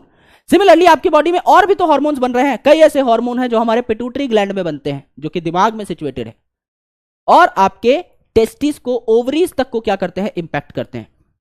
तो क्या इस दिमाग में और टेस्टिस में, ओवरी में एक फिजिकल कनेक्शन है? क्या ये एकदम जुड़े हुए हैं? क्या हमारा दिमाग और हमारे टेस्टिस, हमारे रिप्रोडक्टिव पार्ट एकदम जुड़े हुए हैं फिजिकली? नहीं भैया, ये तो बहुत दूर दूर प्रेजेंट है। लेकिन क्या इनमें केमिकल इंटरेक्शन हो सकती है? बिल्कुल हो सकती है, एक दूसरे से बातें तो करते ही हैं। पिट्यूटरी को अगर कोई मैसेज भेजना है, कोई इंस्ट्रक्शन भेजना है, तो वो हार्मोन के फॉर्मेट में भेज देगा, हार्मोन को ब्लड में रिलीज कर देगा, और हार्मोन जाकर के टेस्टिस को वो बात बता देगा कि भैया पिट्यूटरी ने संदेश भेजा है, ये बात है। तो बोलेगा हाँ यार मजा आ गया, बात सुन करके अच्छा लगा। सिमिलरली ये भी आपका क्या है, हार्मोन है, जो कि आपका यहां पर जाकर के क्या कर देता है, इस एंजाइम की सिंथेसिस को रोक देता है। तो आपके अलग अलग ऑर्गन्स में फिजिकल और केमिकल इंटरेक्शन हो सकता है, जिससे कि अलग अलग ऑर्गन सिस्टम्स बनते हैं। यहां तक क्लैरिटी है या नहीं, फटाफट बता दीजिए। यहां तक क्लैरिटी है या नहीं? हैप्पी बर्थडे, थैंक यू भाई। जा चुका है बर्थडे पर, ठीक है ना? और भी बना लो, और लोगों का भी बन रहा है नीचे। फॉन्ट साइज इंक्रीज, मेरे भाई हाथ से लिख रहा हूं, फॉन्ट साइज कैसे इंक्रीज करूं, है ना? यहां तक सब कुछ ठीक है? कोई डाउट है तो साथ साथ पूछते रहना भाई। अब हम हमारे मेन मुद्दे पे आ चुके हैं, सारी चीजें रिपीट होंगी, आज आपको पता लग जाएगा कि मैं एग्जैक्टली क्लास में क्या क्या कराता हूं। डोंट वरी, एक क्लास देखो, 2 क्लास देखो, 3 क्लास देखो, आपकी पेस बन जाएगी ऑटोमेटिकली। आप मेरे साथ साथ चलने लगोगे, मोहब्बत करने लगोगे मुझसे, और मुझे तो तुमसे प्यार है ही, तभी तो आए हैं, है ना? चलो भाई आ जाओ। डेफिनेशन ऑफ टिश्यू, आपको कई टीचर्स ने कई डेफिनेशन बताई होंगी, लेकिन एक्चुअल में किताबों में जो डेफिनेशंस दी हुई हैं वो आधी अधूरी सी डेफिनेशंस हैं। थोड़ा सा गहराई में चलते हैं और मजा लेते हैं बायोलॉजी का, डेफिनेशन को थोड़ा सा अच्छे तरीके से सीखने की कोशिश करते हैं, ठीक है? डेफिनेशन ऑफ टिश्यू, आपके हिसाब से टिश्यू क्या है भैया जी? फटाफट बताइए, आपके हिसाब से टिश्यू क्या है? सर सेल्स के, कई सेल्स के मिलने से टिश्यू बना था, तो it is a group of cell. एकदम सही बात है ना? It is a group of cells. कैसे सेल्स? कोई भी सेल्स या एक जैसे सेल्स? सर एक जैसे सेल्स होने चाहिए, सिमिलर सेल्स होने चाहिए। तो क्या है? Group of cells similar in सौंफ। सौंफ खिला दो इसको। सिमिलर इन सौंफ। सौंफ क्या है? Similar in structure, similar in origin and similar in function. इनका ओरिजिन एक हो, एक जैसे फंक्शन ये कर रही हो, एक जैसा स्ट्रक्चर हो इनका, तब बोलेंगे इनको टिश्यू। तो ऐसे सेल्स जिनका स्ट्रक्चर ओरिजिन फंक्शन सेम हो, इनके ग्रुप को हम टिश्यू बोलते हैं। तो group of cell similar in S O F along with their intercellular substance, along with their intercellular substance is called tissue। यानी सेल्स जो कि सिमिलर हैं स्ट्रक्चर, ओरिजिन और फंक्शन में, इनके ग्रुप को टिश्यू कहते हैं। और उनके बीच में भरे हुए मसाले को भी हम टिश्यू में क्या कर रहे हैं? इंक्लूड कर रहे हैं। यहां पर रेफरेंस ले लीजिए, समझिए दोस्त। यहां पर आपका क्या है? एक सेल है। हमने क्या कहा? टिश्यू में तो मल्टीपल सेल्स हैं, तो यहां पर क्या कर लेते हैं? बहुत सारे सेल्स बना लेते हैं, है ना। यहां पर क्या कर लेते हैं? हम बहुत सारे सेल्स बना लेते हैं।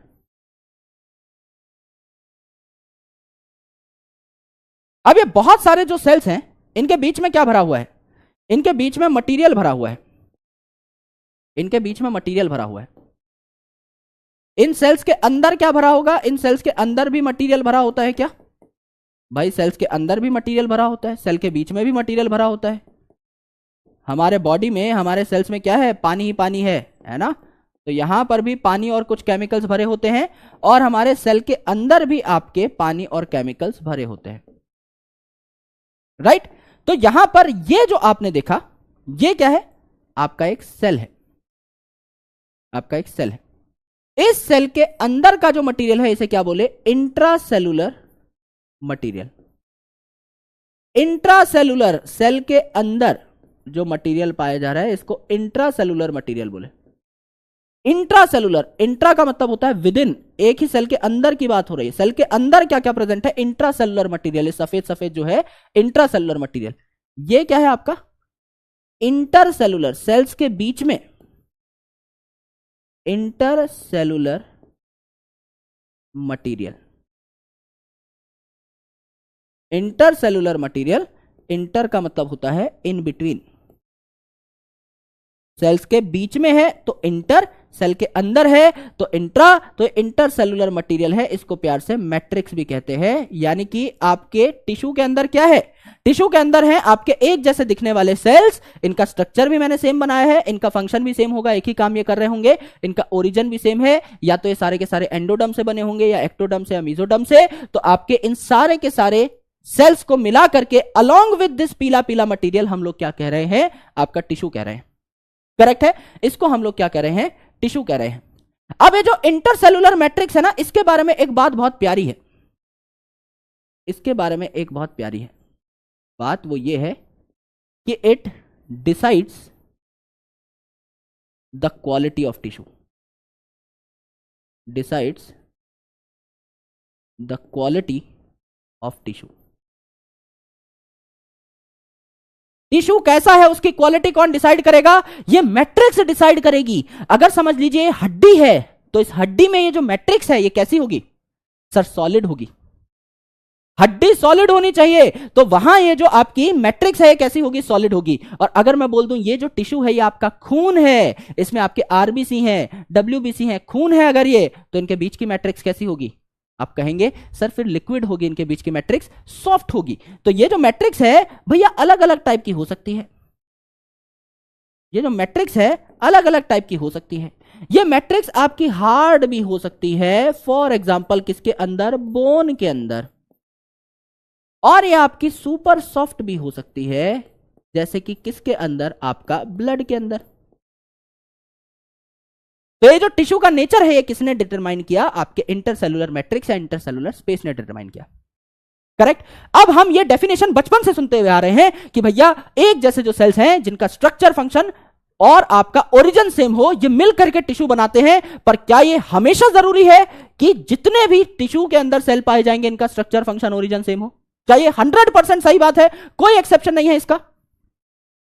क्या इस चीज का कोई एक्सेप्शन है? क्या आपके दिमाग में कोई एक्सेप्शन आ रहा है? मैंने अभी उस चीज का नाम लिया है, आप अगर बताएंगे तो मैं खुश हो जाऊंगा, और कोई बात नहीं है। इनाम देने के लिए मेरे पास कुछ नहीं है दोस्त, है ना? प्यार भरी पप्पी दे सकता हूं तुमको, लेकिन अभी अगर आप देखें तो यहीं पर मैंने एक नाम लिया था, लिखा भी हुआ है। हिंट मैं इतना ही दे सकता हूं, बताओ भैया क्या है? ब्लड सुना हुआ है? सर ब्लड सुना तो हुआ है ना, एक दो बार निकला भी है। कहीं फूट के आए थे, साइकिल चला रहे थे, क्रश को देख रहे थे, नाली में गिर गए, सुअर के ऊपर चढ़ा दी साइकिल, है ना? उसके बाद मेरे में और सुअर में कोई फर्क नजर नहीं आ रहा था। यहां पे देखो, origin of all cells of a tissue. एक टिश्यू है अगर, तो उसके अंदर जितने भी सेल हैं, 10, 20, 50 जितने भी सेल मिलकर के टिश्यू बना रहे हैं, उनका ओरिजिन हमेशा कॉमन होगा। Origin of all cells of a tissue is always common. कोई इसमें गद्दारी नहीं है, कोई गद्दारी करने वाला सीन नहीं है। नोट करके क्या बात लिखनी है ना? नोट करके क्या बात लिखनी है? स्ट्रक्चर एंड फंक्शन में बी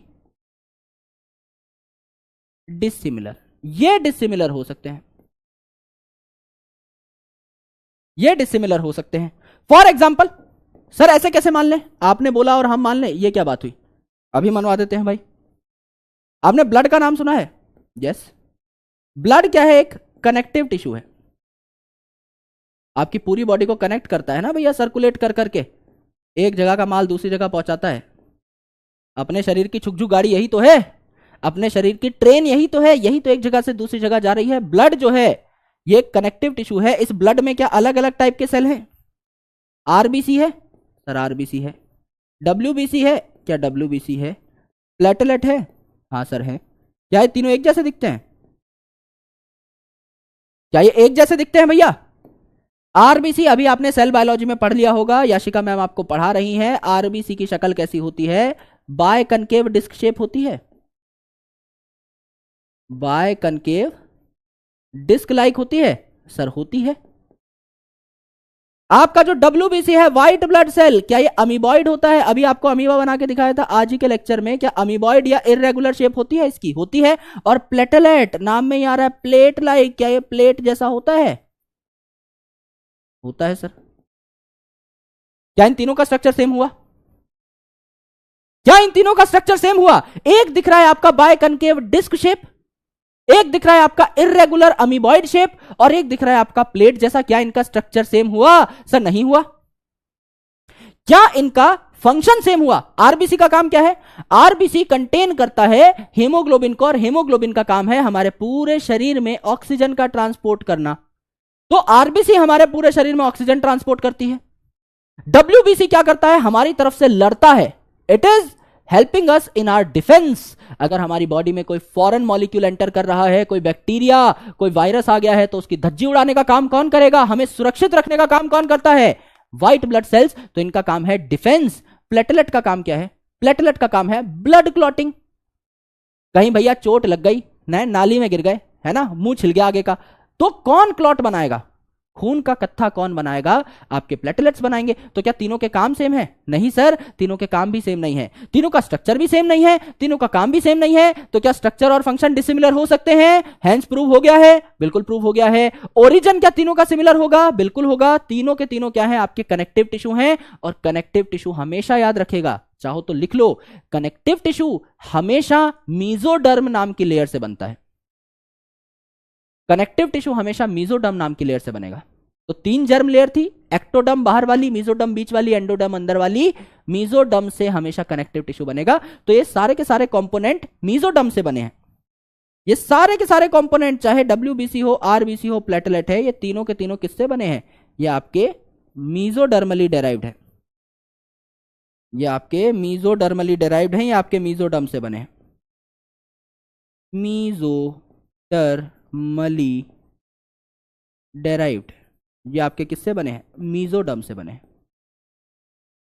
तो ओरिजिन सेम हो गया लेकिन स्ट्रक्चर फंक्शन अभी प्रूफ किया डिफरेंट है, बिल्कुल डिफरेंट है। सेकेंड इंपॉर्टेंट थिंग, एक और एग्जांपल ले लें। अगर आप बुरा ना मानो तो एक और एग्जांपल ले लें भैया, एक और एग्जांपल ले लीजिए सर, है ना। यहां पर हमने शक्ल बनाई थी, यहां पर हमने शक्ल बनाई थी पेट और इंटेस्टाइन। इस पेट और इंटेस्टाइन के बीच में कुछ पाया जाता है क्या? हाँ सर, और पेट और इंटेस्टाइन के बीच का ये जो लूप है ना, ये छोटा सा ये जो जगह बन रही है ना, यहां पता है सर क्या पाया जाता है? यहां पाया जाता है पेनक्रियास, है ना, यहां पाया जाता है पेनक्रियास। यहां पर इस इंटेस्टाइनल रीजन में क्या पाया जाता है? पेनक्रियास। ये जो पेनक्रियास है ये क्या कहलाता है? ये कहलाता है मिक्स्ड ग्लैंड। मिक्स्ड ग्लैंड मतलब हम कहते हैं या तो कोई ऑर्गन सिर्फ एंजाइम बनाएगा यानी वो एक्सोक्राइन होगा, या वो सिर्फ हार्मोन बनाएगा यानी एंडोक्राइन होगा। ये जो पेनक्रियास है ये मिक्स्ड ग्लैंड होता है, ये एंजाइम भी बनाता है और आपका हार्मोन भी बनाता है। एंजाइम कौन सा बनाएगा? सर पेनक्रियास है तो क्या बनाएगा? पेनक्रियाटिक जूस बनाएगा।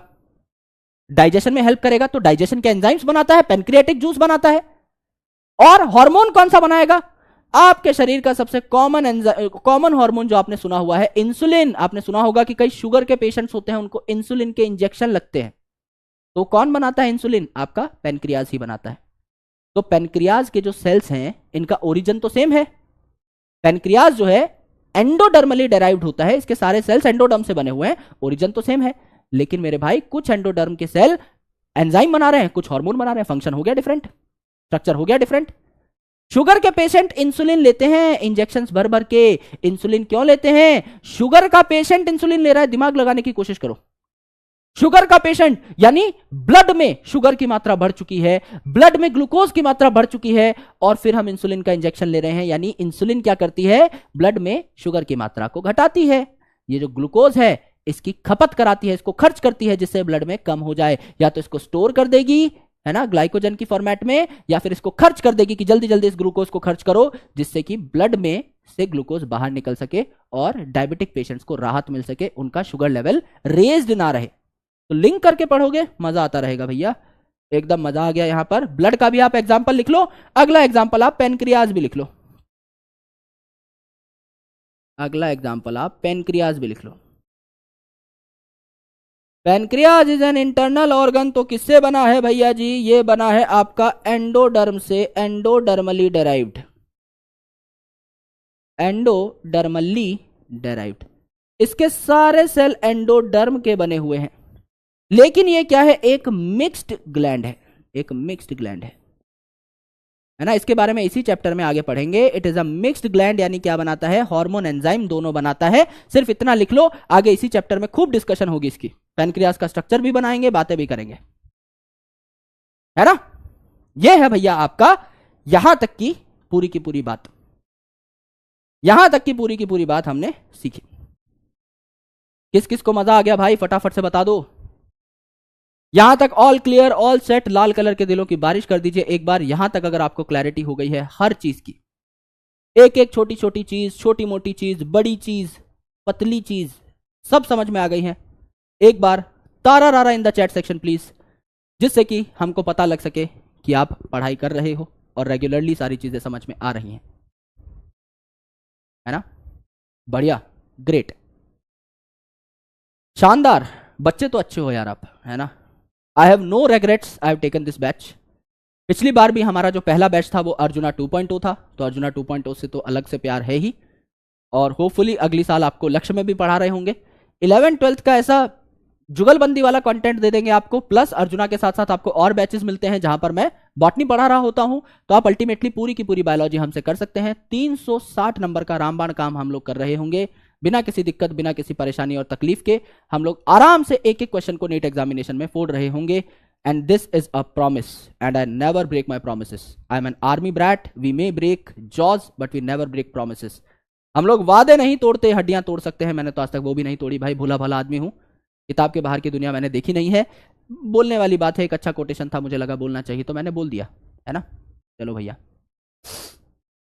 सारा रारा हो गया है भैया कॉन्सेप्ट का, अच्छी बात है।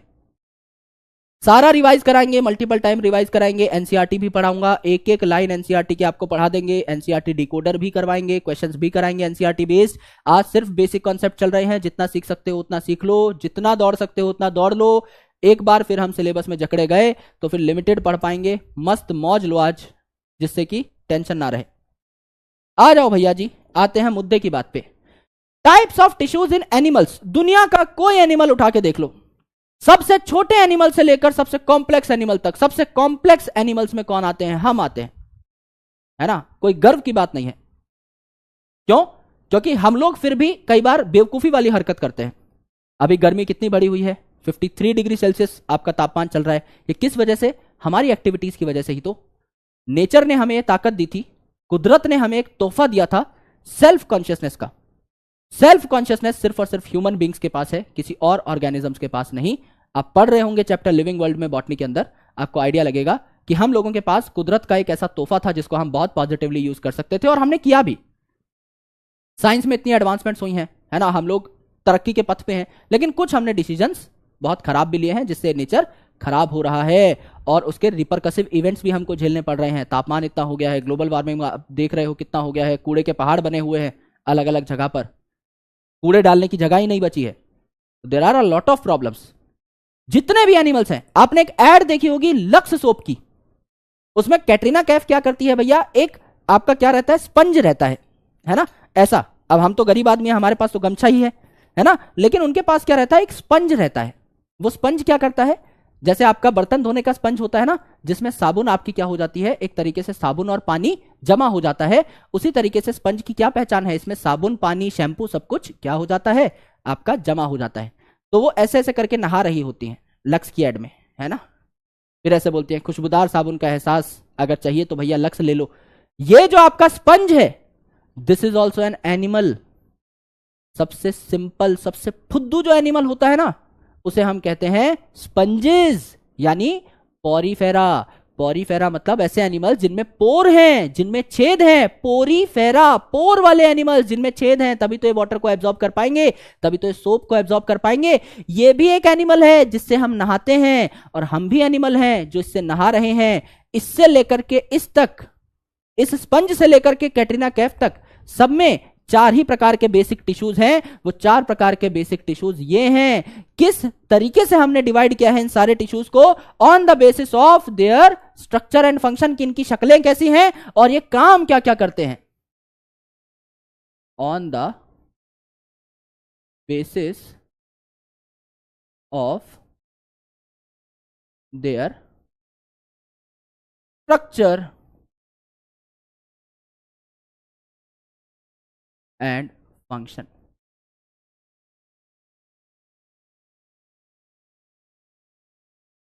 इन टिश्यूज के स्ट्रक्चर और फंक्शन के बेसिस पे हमने इनको 4 कैटेगरी में डिवाइड कर दिया।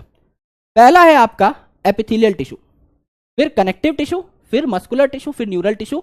इन चारों को हमें डिटेल में पढ़ना है। आप ये मान के चलिए हमारे चैप्टर की समरी चल रही है, इन्हीं 4 चीजों को हमने पढ़ना है और फिर हमारा ये चैप्टर खत्म हो जाएगा, एनिमल टिश्यू की कहानी खत्म हो जाएगी। इनके बारे में एक एक 2 जनरल बातें कर लेते हैं कि इनका बेसिक फंक्शन क्या है, प्लस ये कौन सी जर्म लेयर से अराइज होते हैं, ये बातें बस हम कर लेते हैं। तो एपिथेलियल टिश्यू जो है, एपिथेलियल टिश्यू जो है, ये क्या बनाता है, एपिथेलियल, है ना, एपी कवरिंग बनाएगा। मेरी स्किन की जो कवरिंग है, किसी भी आपके बॉडी के पार्ट की जो अपर लेयर है, ये कौन बनाएगा, एपिथेलियम। और अंदर जो चीजें हैं, अंदर जो ऑर्गन्स हैं, उनकी लाइनिंग कौन करेगा, यही एपिथेलियम। यानी मुझे अगर प्रोटेक्शन चाहिए तो मैं अपने हाथ के ऊपर क्या लगा के बैठा हूं, एपिथेलियम लगा के बैठा हूं। अब समझ लीजिए मैंने पानी पिया, है ना, समझ लीजिए भैया ये पानी है ना, जो कि है ही, मैंने पानी पिया। अब ये पानी कहां चला गया, अब ये पानी कहां चला गया, ये देखिए ये पानी कहां चला गया, माउथ है, फेरिंग्स है, ईसोफेगस है, इस पाइप की तरह। ये बंसुरी जो है ये हमारा क्या है, एक तरीके से मान लो फूड पाइप है। तो इस फूड पाइप के अंदर की जो लाइनिंग थी, भाई ये अगर मेरे मुंह की ओपनिंग है, मैं पानी पी रहा हूं तो पानी तो अंदर चला गया ना, इस छेद में चला गया। तो इस छेद की जो लाइनिंग है ना, ये भी एपिथेलियम बनाएगा। और हमारी बॉडी की जो कवरिंग है वो भी एपिथेलियम बनाएगा। तो दो ही चीजें बनाता है एपिथेलियम मेजरली, है ना, आपका या तो आपकी बॉडी की आउटर कवरिंग या फिर ये जो आपके बॉडी में ट्यूब्स हैं इनकी लाइनिंग, है ना, अंदर की साइड जहां पे पानी जा रहा है, जहां पे खाना जा रहा है, ये सारी चीजें कौन बनाएगा, आपकी अंदर की, अंदर से किसी ऑर्गन को प्रोटेक्ट करने के लिए लाइनिंग। समझ लीजिए भैया ये पेट है ना, हमने देखा था ये पेट है। अब ये अगर पेट है तो इस पेट में क्या बन रहा है, इस पेट में एंजाइम और HCl बन रहा है सर। ये HCl इसको तोड़ने फोड़ने की कोशिश करेगा, इस पेट की अंदर वाली लाइनिंग को तोड़ने फोड़ने की कोशिश करेगा तो इसकी अंदर वाली लाइनिंग भी मजबूत होनी चाहिए। मेरी बॉडी की बाहर की कवरिंग तो मौजूद जो यहां पर है वो तो मजबूत होनी ही चाहिए, जिससे कि बाहर से कोई पैथोजन ना आ जाए मुंह उठाकर।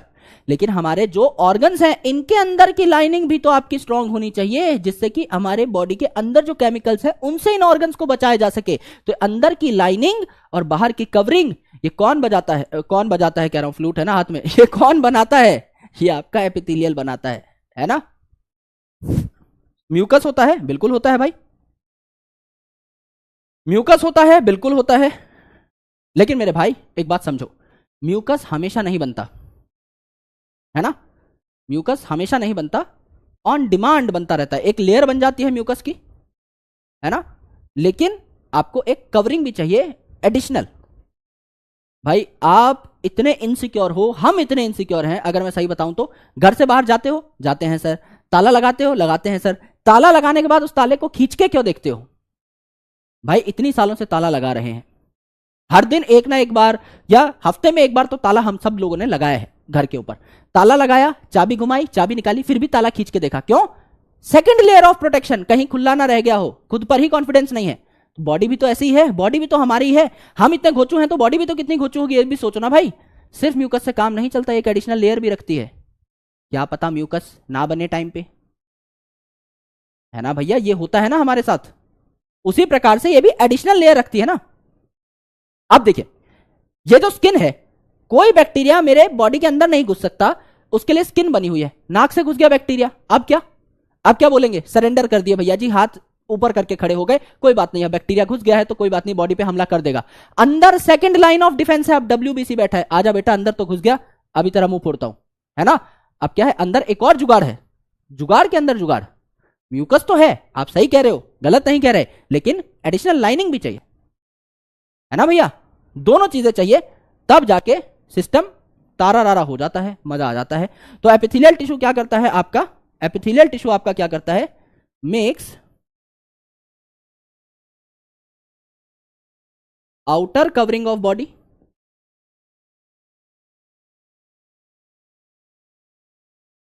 Outer covering of body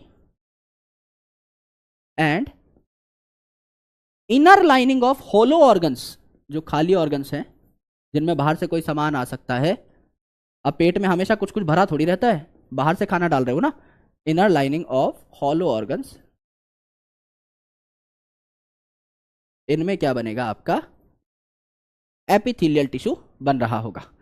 connective tissue नाम ही क्या है, कनेक्टिव टिश्यू काम ही है इसका बाकी टिश्यूज को कनेक्ट करना, तो इसका काम ही क्या है, connection, support and transport. Transport क्यों, ट्रांसपोर्ट इसीलिए क्योंकि ब्लड भी तो एक कनेक्टिव टिश्यू है। ब्लड क्या करता है, आपके बॉडी के हर सेल में ऑक्सीजन और खाने को पहुंचा करके आता है, तो आपका ट्रांसपोर्ट कर देता है ब्लड, है ना। कनेक्शन प्रोवाइड करता है, नाम ही है कनेक्टिव टिश्यू, और सपोर्ट प्रोवाइड करता है, अलग अलग ऑर्गन्स को जोड़ के रखता है, सपोर्ट प्रोवाइड करता है। जैसे जो एपिथेलियल टिश्यू है ना, ये कभी अकेला नहीं पाया जाता, इसके नीचे हमेशा कनेक्टिव टिश्यू पाया जाएगा, है ना। मस्कुलर टिश्यू को भी कनेक्टिव टिश्यू सपोर्ट करता है, न्यूरल टिश्यू को भी कनेक्टिव टिश्यू सपोर्ट करता है, एपिथेलियल टिश्यू को भी, ये सबको सपोर्ट कर रहा है। तो मुझे एक छोटे से सवाल का जवाब दे दो, हमारी बॉडी में सबसे मैक्सिमम अमाउंट में कौन सा टिश्यू पाया जा रहा होगा, हमारी बॉडी में मैक्सिमम अमाउंट में कौन सा टिश्यू पाया जा रहा होगा, एक ऐसा टिश्यू जो सबको सपोर्ट करता है, जो सबको सप्लाई करता है, कनेक्टिव टिश्यू ही तो पाया जा रहा होगा। तो आपका अल्टीमेटली क्या हो जाएगा, it is the most abundant tissue, it is the most abundant tissue, most abundant tissue है, करेक्ट है, मोस्ट अबंडेंट टिश्यू है। मस्कुलर टिश्यू, क्या काम है आपकी मसल्स का, है ना, फ्लेक्स करना, मसल्स बना ली है तो मसल्स का काम क्या है, पैर में भी मसल्स है, हाथ में भी मसल्स है, आपकी बॉडी को मूव कराना, है ना, लोकोमोशन में हेल्प करना, कहीं चलना है, फिरना है, मूव करना है ना, बॉडी का कोई भी पार्ट हिल रहा है, that is just because of muscles. तो मस्कुलर टिश्यू किस चीज में हेल्प करते हैं, लोकोमोशन एंड मूवमेंट में, लोकोमोशन एंड मूवमेंट में। फर्क क्या है भैया लोकोमोशन एंड मूवमेंट में, लोकोमोशन में मैंने आपको बताया था लोकेशन चेंज होती है, लोकोमोशन से ही आपको साउंड पता लग रहा है लोकेशन का, तो लोकेशन चेंज होती है लोकोमोशन में, आप एक जगह से दूसरी जगह जाते हो। मैं यहां पे खड़ा खड़ा ही अपना हाथ हिला दे रहा हूं, दिस इज मूवमेंट, अब मैं चल फिर नहीं रहा, मेरी पोजीशन चेंज नहीं हो रही है, तो मैं लोकोमोशन नहीं कर रहा, ये सिर्फ मूवमेंट है। जबड़ा हिला रहा हूं, this is only movement, locomotion नहीं है ना। तो ऐसी मूवमेंट जिसमें लोकेशन चेंज हो जाए इसे लोकोमोशन कहते हैं। अब मैं अगर एक जगह से दूसरी जगह जा रहा हूं तो मूवमेंट तो हो ही रही है, पैर मूव तो कर ही रहे हैं, पर मेरी जगह भी चेंज हो रही है। तो सिर्फ ऐसी मूवमेंट जिसमें मेरी लोकेशन चेंज हो, सिर्फ उसे लोकोमोशन कहेंगे। बाकी मैं अगर खड़े खड़े कुछ भी हाथ पैर हिलाता जा रहा हूं तो आपका उसे सिंपल मूवमेंट कहेंगे, लोकोमोशन नहीं। तो ये मस्कुलर टिश्यू है। न्यूरल टिश्यू आपके शरीर में क्या करता है, तारें फैला के रखता है, वायरिंग फैला के रखता है। ये क्या करता है, control and coordination, control and coordination. भैया ये पेन है, ये पेन है बड़ा नुकीला, ये पेन मुझे चुभ गया, तो मुझे कैसे पता लगेगा कि मुझे अपना हाथ इस पेन से दूर रखना चाहिए, ये पेन मुझे चुभ गया। तो यहां पे आपके सेंसरी सेल्स हैं, ये सेंसरी सेल एक तार के माध्यम से सिग्नल लेके जाएंगे मेरी ब्रेन के पास, और मेरी ब्रेन कहेगी कि भैया आपको अपना हाथ हटा लेना चाहिए। तो सिग्नल आएगा मेरे हाथ के पास वापस कि भैया हाथ हटा लो। तो ये सिग्नल मेरी ब्रेन के पास गया और मेरी ब्रेन से आपका हाथ हटाने वाला सिग्नल वापस आया। ये जो काम है पूरा का पूरा ये फ्रैक्शन ऑफ सेकंड्स में होता है, इसमें आधी सेकंड का भी टाइम नहीं लगता। इसलिए आपका ब्रेन आपका सबसे पावरफुल टूल है, और इसी ब्रेन का गेम खेलना है हमको पूरी जिंदगी भर। हम भी पढ़ने पढ़ाने वाली लाइन में है, आप भी इसी लाइन में जाओगे, तो अल्टीमेटली हमारा जो कोर गेम है that is the game of academics, हमको वो पूरा दिमाग से ही खेलना है। तो हमारा जो सबसे पावरफुल टूल है दैट इज आवर ब्रेन, है ना। वो ब्रेन जो है किससे बना है, न्यूरल टिश्यू से बना है। यही हमारे सारे के सारे बॉडी में होने वाले फंक्शंस को कंट्रोल करता है, कोऑर्डिनेट करता है। ये सारी बातें आपको पता होनी चाहिए। किस किस टिश्यू में कौन कौन सी आपकी जर्म लेयर काम आ रही होगी इनको बनाने में। सबसे पहले एपिथेलियल टिश्यू, इसमें सबसे प्यारी बात है, सबसे इंपॉर्टेंट बात है कि ऑल जर्म लेयर्स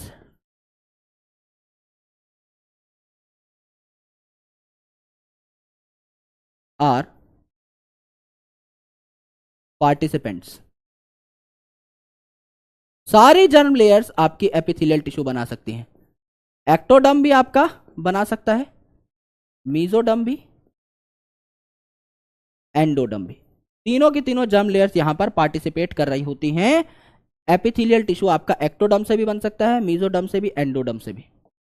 दूसरी इंपॉर्टेंट चीज, कनेक्टिव और मस्कुलर टिश्यू ओनली मीजोडर्म। अभी आपको बताया था ब्लड जो है कनेक्टिव टिश्यू है, सिर्फ और सिर्फ मीजोडर्म से बनता है, तो it is mesodermal, it is also mesodermal, it is also mesodermal. And ये जो है आपका neural tissue only ectoderm, ectodermal. बहुत इंपॉर्टेंट क्वेश्चन है, ये पूछा जाता है। तो यहां से दो सवाल आपसे पूछे जाते हैं कि न्यूरल टिश्यू किसका बनता है, एक्टोडर्म का बनता है। और यह पूछा जाता है एक ऐसे टिश्यू का नाम बता दो जिसमें हर जर्म लेयर इन्वॉल्व होती है, इसको बनाने में सारी की सारी जर्म लेयर पार्टिसिपेट कर रही होती है, एपिथेलियल टिश्यू को सारी बना रही होती है। अब ये भी मीजोडर्म से बना है, ये भी मीजोडर्म से बना है, तो इन दोनों में फर्क क्या है सर। यहां पर जो आपके मीजोडर्मल सेल्स है, cells that makes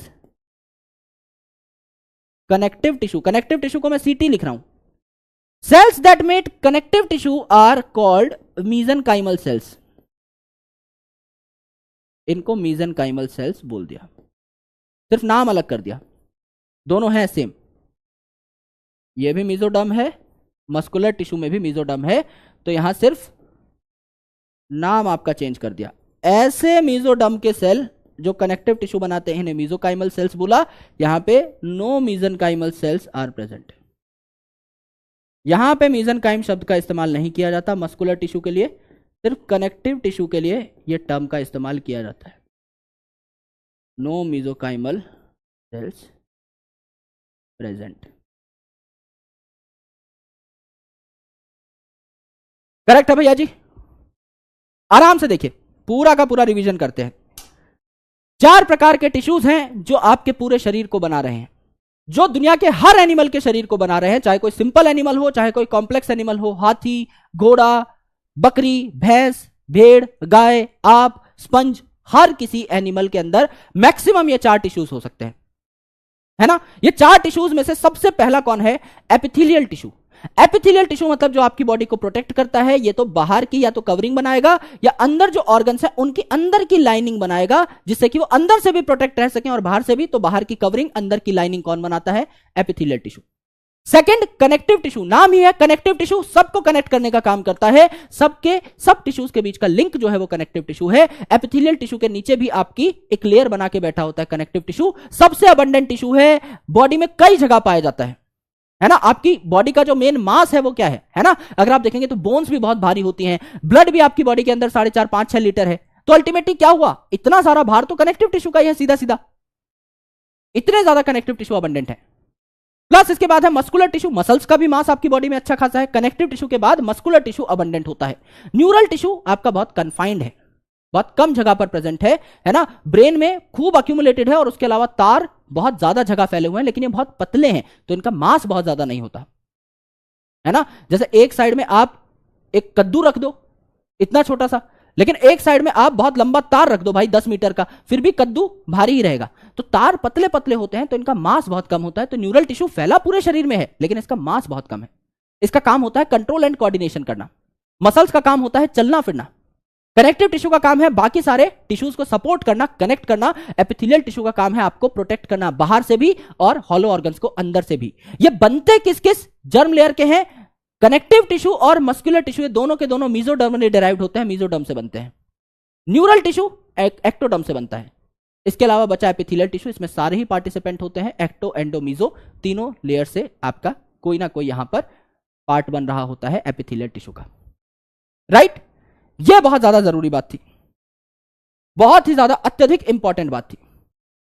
example of an organ with all tissues present in it. भाई नॉर्मल सुन लो, ये आपके एनसीईआरटी में नहीं है, ये आपको पढ़ना भी नहीं है, ये हम पहले ही बात कर चुके हैं, इसीलिए इसको सिर्फ मैं सुना रहा हूं। आराम से देखो, समझ लीजिए आपका दिल है। अभी दिल आपके सामने निकाल के रख देता हूं भाई, है ना। ये आपका दिल है। क्या है भैया? ये हमारा दिल है। 4 चैम्बर का दिल दिखाई दे रहा है ना। ये दिल मेरा तुम्हारे लिए धड़कता है, तुम्हारा भी मेरे लिए धड़कना चाहिए आगे चल करके। ये जो दिल है मेरे भाई, इस दिल में क्या 4 प्रकार के टिश्यूज अवेलेबल हैं? सर कैसे? ये जो टिश्यू है, ये जो दिल है, इसमें मेन ये जो आपकी मसल है, इसे क्या कहते हैं? Cardiac muscle. ये जो धड़कता है, धक धक करता है, ये कंप्रेस कौन हो रही है? ये जो धक धक कर रहे हैं, ये जो मैं हाथ को छोटा बड़ा कर रहा हूं, ये मैं किसको छोटा बड़ा कर रहा हूं? मसल को। ये मसल है, इसको मसल के रख देंगे भैया। यहां पर ये जो आपका हार्ट है, ये कार्डियक मसल का बना है, तो मस्कुलर टिश्यू तो पक्का है, मस्कुलर टिश्यू तो पक्का है, मसल देख ली भाई। ये जो आपका दिल है, इसमें देखो नीचे से खून की धारा आ रही है, ब्लड वेसल्स आ रही हैं। इस हार्ट को वस्कुलर रखने के लिए अंदर देखो आपके यहां पर ब्लड वेसल्स दिखाई दे रही हैं। इस हार्ट को जिंदा रखने के लिए कंटिन्यूअस ब्लड चाहिए। हार्ट क्या करता है? इट्स अ पंपिंग ऑर्गन, ये ब्लड को ही तो पंप करता है। तो ब्लड से तो इसका बहुत पुराना वास्ता है, ब्लड से तो इसका अच्छा खासा लेना देना है, खून का रिश्ता है। खून क्या है? कनेक्टिव टिश्यू है। तो क्या यहां कनेक्टिव टिश्यू भी अवेलेबल है? यस, अवेलेबल है। कनेक्टिव टिश्यू है तो उसके बाद इस हार्ट को मुझे प्रोटेक्ट भी करना है, तो इस हार्ट की जो कवरिंग है वो कौन बनाएगा? लाइनिंग कवरिंग कौन बनाता है? Epithelial tissue. क्या एपिथेलियल टिश्यू भी है। और मेरे भाई ये जो हार्ट है, इसमें कोई इंस्ट्रक्शन अगर हमको देनी है तो क्या न्यूरल टिश्यू चाहिए? क्या इसमें नर्वस सप्लाई होगी? क्या नर्व्स भी आ रही होंगी? बिल्कुल आ रही होंगी, तभी तो सारा काम बढ़िया तरीके से हो रहा है, तभी तो हमारी पूरी बॉडी कोऑर्डिनेटेड है। तो क्या इस हार्ट में चारों के चारों टिश्यूज हैं? यस। सेकंड इंपॉर्टेंट थिंग, पेट का एग्जांपल ले लो भैया, पेटू महाराज का एग्जांपल ले लो। अगर मैं अपने पेट का एग्जांपल ले लूं, तो जब मैंने खाने को गटक लिया तो खाना नीचे चला गया। कई बार आपने देखा होगा पेट में से चुर्र की आवाज आती है, ऐसा लगता है एक पानी की ड्रॉपलेट ऊपर की साइड उठ रही है, पेट में से चुर्र की आवाज आती है। अलग अलग प्रकार की आवाजें आ रही होती हैं पेट में से, जो खुद ही खुद को सुनाई देती हैं, और खुद ही बैठ करके हंसते होगे, हे अंदर तो कुछ धमाल चल रहा है आज, है डाइजेशन तोड़ फोड़ मच रही है। तो मेरे भाई आपका पेट क्या करता है, खाने को चर्न करता है। तो पेट में क्या है, मसल है जो चर्निंग मूवमेंट करती हैं। मस्कुलर टिश्यू हुआ। पेट जो है क्या उसके पास चर्निंग के लिए सिग्नल नहीं आ रहे होंगे, न्यूरल टिश्यू क्या नहीं है। उसके बाद भैया क्या यहां पर ब्लड सप्लाई नहीं चाहिए, कनेक्टिव टिश्यू नहीं होगा, बिल्कुल होगा। और मेरे भाई पेट के अंदर की लाइनिंग को, कवरिंग और लाइनिंग पे क्या पाया जाता है, एपिडर्मिस, एपिथेलियल टिश्यू क्या नहीं पाया जाएगा, बिल्कुल पाया जाएगा। क्या आपके कई ऑर्गन्स ऐसे नहीं है जिसमें चारों टिश्यूज अवेलेबल हैं, बिल्कुल है, बिल्कुल है ना भाई, मजा आ गया। यही तो चीज है बस, है ना। तो इसको हम समझ गए हैं, दिल महाराज का हमने स्ट्रक्चर देख लिया है, बकायदा दिल खोल के रख दिया इस क्लास में। यहां तक बस हमको पढ़ना था। एक और बार रिवीजन कराऊंगा, पहले एनसीईआरटी पढ़ेंगे, फिर एक्टिव रिकॉल कराऊंगा, आराम से चलना। अब आप देखना कुछ भी नहीं है एनसीईआरटी में, मैंने आपको कितना पढ़ाया आपने सुन लिया। अब आप देखना एनसीईआरटी कुछ भी नहीं है, कुछ भी नहीं है भाई, आराम से देखो, प्यार से पढ़ो, है ना। पहले से ही मैं अंडरलाइन करके लाता हूं, बहुत सारे हाईलाइट करके लाता हूं फैक्ट्स को, कहां कहां से पीवाईक्यू आया हुआ है, सब कुछ अंडरलाइन होता है, आप टेंशन मत लीजिए। देखिए भैया, दुनिया में बहुत ज्यादा वैरायटी है ऑर्गेनिज्म की, मैंने आपको बताया वो स्पंज जिससे हम नहाते हैं, और हम नहा रहे हैं, इतने कॉम्प्लेक्स आदमी, इतना महान प्राणी जो डेली नहाता है। हो सकता है आप में से कुछ डेली ना भी नहाते हो, पर हम नहाने का कष्ट करते हैं। तो हम सारे ऑर्गेनिजम्स देखो भैया, यूनिसेलुलर भी हो सकते हैं, कई ऑर्गेनिजम्स मल्टी सेलुलर भी हो सकते हैं। यूनिसेलुलर ऑर्गेनिज्म में देखो तो सारे के सारे काम जो है एक ही सेल के अंदर हो रहे हैं, सिंगल सेल जो है इसी में सारे के सारे काम हो रहे हैं। All basic functions are carried out by the same cell. जबकि अगर आप मल्टी सेलुलर ऑर्गेनिजम्स की बात करते हो तो आपके फंक्शंस जो हैं ये आपके डिफरेंट ग्रुप ऑफ सेल्स द्वारा किए जाते हैं, अलग अलग सेल्स का गुच्छा बन जाता है जो अलग अलग काम करते हैं। जैसे कि आपका हाइड्रा है जिसका एग्जांपल हमने लिया, तो इसमें अलग अलग टाइप के सेल हैं जो अलग अलग फंक्शन कर रहे होते हैं, और ये जो अलग अलग सेल्स के गुच्छे हैं इसमें थाउजेंड्स ऑफ सेल्स पाए जा सकते हैं। और ह्यूमन का हमने एग्जांपल लिया कि हमारी ब्रेन जो है इसमें बिलियंस ऑफ न्यूरॉन्स पाए जा सकते हैं। टिश्यू की डेफिनेशन आ गई फिर कि टिश्यू में ग्रुप ऑफ सिमिलर सेल होता है, एक जैसे सेल जिनका स्ट्रक्चर फंक्शन ओरिजिन सिमिलर होगा ज्यादातर केसेस में, कुछ एक्सेप्शन है जहां स्ट्रक्चर फंक्शन आपका डिफरेंट हो सकता है। तो ये सेल और इनके बीच में पाए जाने वाला इंटरसेलुलर सब्सटेंस मिल करके क्या कहलाते हैं, टिश्यू कहलाते हैं, मिल करके टिश्यू कहलाते हैं। टिश्यू फिर आगे चल के ऑर्गन बनाते हैं, ऑर्गन सिस्टम बनाते हैं। All complex animal consist of 4 basic type of tissue, सिर्फ 4 बेसिक टाइप ऑफ टिश्यू ही होते हैं, आपका epithelial tissue, connective tissue, muscular tissue, neural tissue, एक सीक्वेंस में ही इनको हमें पढ़ना है। तो अलग अलग टिश्यू स्पेसिफिक प्रपोर्शन में मिलकर, जिस ऑर्गन को ज्यादा मस्कुलर होना चाहिए वहां मस्कुलर टिश्यू ज्यादा, जिसको ज्यादा कनेक्टिव होना चाहिए वहां कनेक्टिव टिश्यू ज्यादा, जिसको ज्यादा न्यूरल होना चाहिए वहां न्यूरल टिश्यू ज्यादा, अलग अलग ऑर्गन बनाते हैं। जैसे स्टमक है, लंग है, हार्ट है, किडनी है, सब कुछ। ये ऑर्गन्स फिजिकली भी एसोसिएटेड हो सकते हैं एक दूसरे से, जैसे स्टमक और इंटेस्टाइन कनेक्टेड थे, और केमिकली भी एक दूसरे से इंटरेक्ट कर सकते हैं। जैसे मैंने आपको बताया था कि इंटेस्टाइन बनाता है एंटेरोगेस्टेरॉन नाम का हार्मोन, यानी गैस्ट्रिक इनहिबिटरी पेप्टाइड, जो कि स्टमक से बनने वाले एंजाइम्स को रोक सकता है, उनकी प्रोडक्शन को रोक सकता है। प्लस आपका जो पिट्यूटरी है ये भी आपका टेस्टिस और ओवरी पे एक्ट कर सकता है। तो केमिकली भी कनेक्ट हो सकते हैं और कई सारे ऑर्गन मिलकर ऑर्गन सिस्टम बना सकते हैं। चाहे आपका सेल हो, इसमें ऑर्गेनेल्स के बीच में डिवीजन ऑफ लेबर होता है, टिश्यू में सेल्स के बीच में ऑर्गन आपका डिवीजन ऑफ लेबर होता है। अलग अलग ऑर्गन्स भी अलग अलग काम करते हैं, ऑर्गन सिस्टम्स भी अपना अलग अलग काम करते हैं, तो इनमें डिवीजन ऑफ लेबर होता है, सब अपना अपना मस्त मस्त काम कर रहे होते हैं। एनिमल टिश्यू जो है इनका स्ट्रक्चर जो है इनके फंक्शन के हिसाब से वेरी करता है, और इस स्ट्रक्चर और फंक्शन के बेसिस पे ही इन्हें 4 कैटेगरी में तोड़ दिया, एपिथेलियल, कनेक्टिव, मस्कुलर और न्यूरल, जिनकी स्टडी अब हम शुरू करेंगे,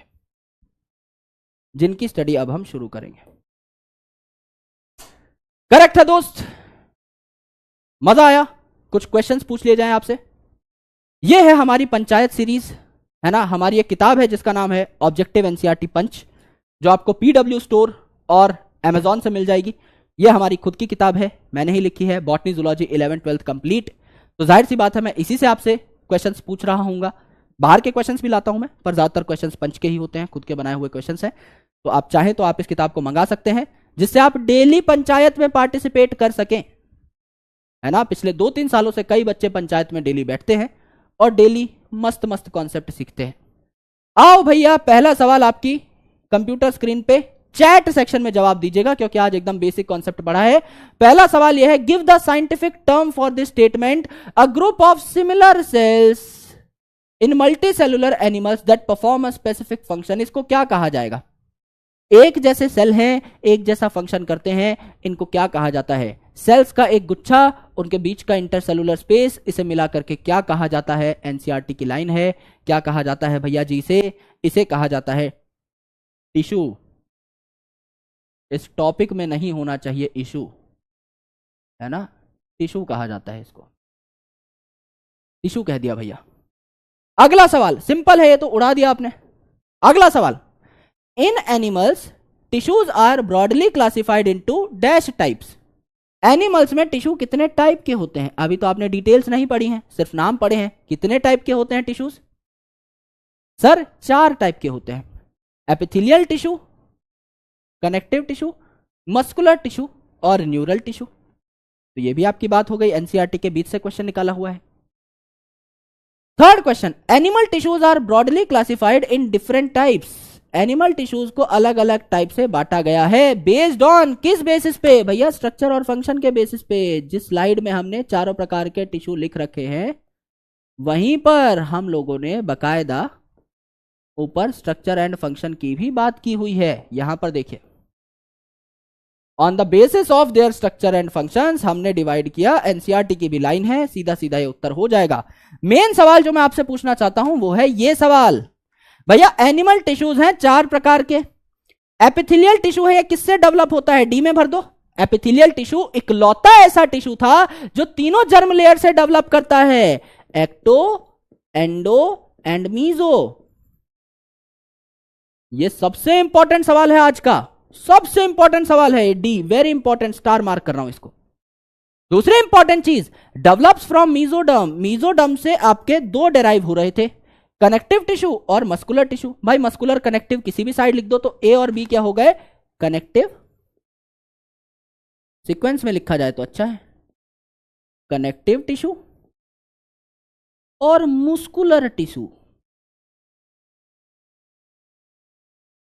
मुस्कुलर टिश्यू, ठीक है भैया जी।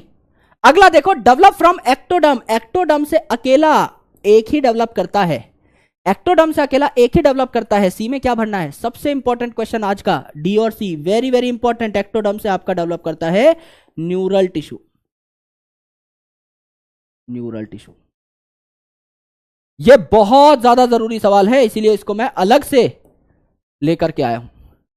कहने के लिए तो इट्स अ सिंपल क्वेश्चन, आज आपको पढ़ाया है इसीलिए कहने के लिए it's a very simple question, but ultimately it's a very conceptual question also, है ना? घुमा करके कोई पूछ ले सवाल, पता होना चाहिए। 4th क्वेश्चन आज का मोस्ट इंपॉर्टेंट क्वेश्चन है। बाकी सारे तो चुटुर पुटुर क्वेश्चन थे, बच्चों वाला खेल है, और हम बच्चों वाला खेल खेलते नहीं है, है ना? हमको तो भाई 4था क्वेश्चन चाहिए था, इसको एकदम अगर हमने सॉल्व कर डाला तो लाइफ झिंगा लाला, ठीक है? अब आ जाते हैं हम लोग एक्टिव रिकॉल पे। मैं अपनी हर क्लास के एंड में एक्टिव रिकॉल कराता हूं। एक्टिव रिकॉल मतलब यहां पे आपके वीपू भैया कराते हैं दिमाग की कसरत। दिमाग की कसरत मतलब आज जितनी चीजें सीखी हैं उनमें से मेन चीजें अपने दिमाग के अंदर डालने की कोशिश करिए। सिर्फ हेडिंग सोचने की कोशिश करिए और उसके बाद पूरी कहानी खुद बनाइए। आज मैंने सबसे पहली हेडिंग लिखी थी स्ट्रक्चरल ऑर्गेनाइजेशन इन एनिमल्स, जहां पर मैंने आपको बताया था कि एनिमल्स का मतलब क्या है। तो एनिमल्स का मतलब क्या निकला? आंखें बंद करो और अपने दिमाग में एक मैप बनाने की कोशिश करो। आंखें बंद करो और मैप बनाने की कोशिश करो, तभी काम आएगी ये चीज। सिर्फ देख के टाइम पास करने से काम नहीं आएगी। 5 मिनट आप मुझे सुन लोगे तो कुछ नहीं कर पाओगे, लेकिन अगर दिमाग को पूरे तरीके से एकाग्र करके सुनोगे ना बैठ के, है ना, सारी कंसंट्रेशन एक जगह लगाकर आंख बंद करके अगर मैप बना पा रहे हो, इसका मतलब सारी चीजें याद हो गई। आराम से सिर्फ मेरी आवाज के ऊपर फोकस, और हर क्लास में सिर्फ आराम से बैठ करके सुनना है। एंड के 2-3 मिनट मैंने आपको हेडिंग लिखवाई थी स्ट्रक्चरल ऑर्गेनाइजेशन इन एनिमल्स। मतलब मैंने आपको बताया था कि एनिमल्स का स्ट्रक्चर कैसा होता है। पहले हमने एनिमल की डेफिनेशन सीखी। एनिमल की डेफिनेशन क्या थी कि यहां पर ये आपके मल्टी सेलुलर ऑर्गेनिजम्स होते हैं जिनकी बॉडी में एक से ज्यादा सेल्स पाए जाते हैं। उसके अलावा ये खुद का खाना खुद नहीं बना सकते, तो हेट्रोट्रॉफिक होते हैं। इनके सेल में सेल वॉल नहीं पाई जाती है ना। और इसके अलावा ये holozoic mode of nutrition show करते हैं, और ये यूकैरियोटिक होते हैं, यानी इनमें well defined nucleus, nucleolus as well as membrane bound organelles पाई जाती है। उसके अगले ही स्लाइड में हम लोगों ने डिस्कशन और स्टार्ट कर दी थी, और हम लोगों ने वहां पर एक हेडिंग लिख ली थी एनिमल टिश्यूज के बारे में, जो कि हमारा मेन टॉपिक था। तो हमने वहां पर सीखने की कोशिश की कि एनिमल टिश्यूज क्या है। एनिमल टिश्यू के बारे में थोड़ी बहुत बातें की कि टिश्यू की स्टडी को हिस्टोलॉजी कहा जाता है। हिस्टोलॉजी टर्म मेयर साहब ने दी थी, और उसके बाद आपका सेल ऑर्गन सिस्टम लेवल तक आपका डिवीजन ऑफ लेबर देखने को मिलता है। अलग अलग ऑर्गन्स के बीच में कोऑर्डिनेशन की जब हमने बात की तो हमें पता लगा कि अलग अलग ऑर्गन्स एक दूसरे से स्ट्रक्चरली भी कनेक्ट हो सकते हैं और आपके केमिकली भी कनेक्ट हो सकते हैं, जैसे कि स्मॉल इंटेस्टाइन बनाता है गैस्ट्रिक इनहिबिटरी पेप्टाइड जिसको एंटेरोगेस्ट्रॉन भी कहा जाता है, जो कि इनहिबिट करता है आपके स्टमक के गैस्ट्रिक जूस को बनने से। तो अल्टीमेटली केमिकली भी कनेक्ट हो सकते हैं ऑर्गन्स और फिजिकली भी कनेक्ट हो सकते हैं, और ऐसे ऑर्गन्स जब एक दूसरे से कनेक्ट हो जाते हैं then they make an organ system.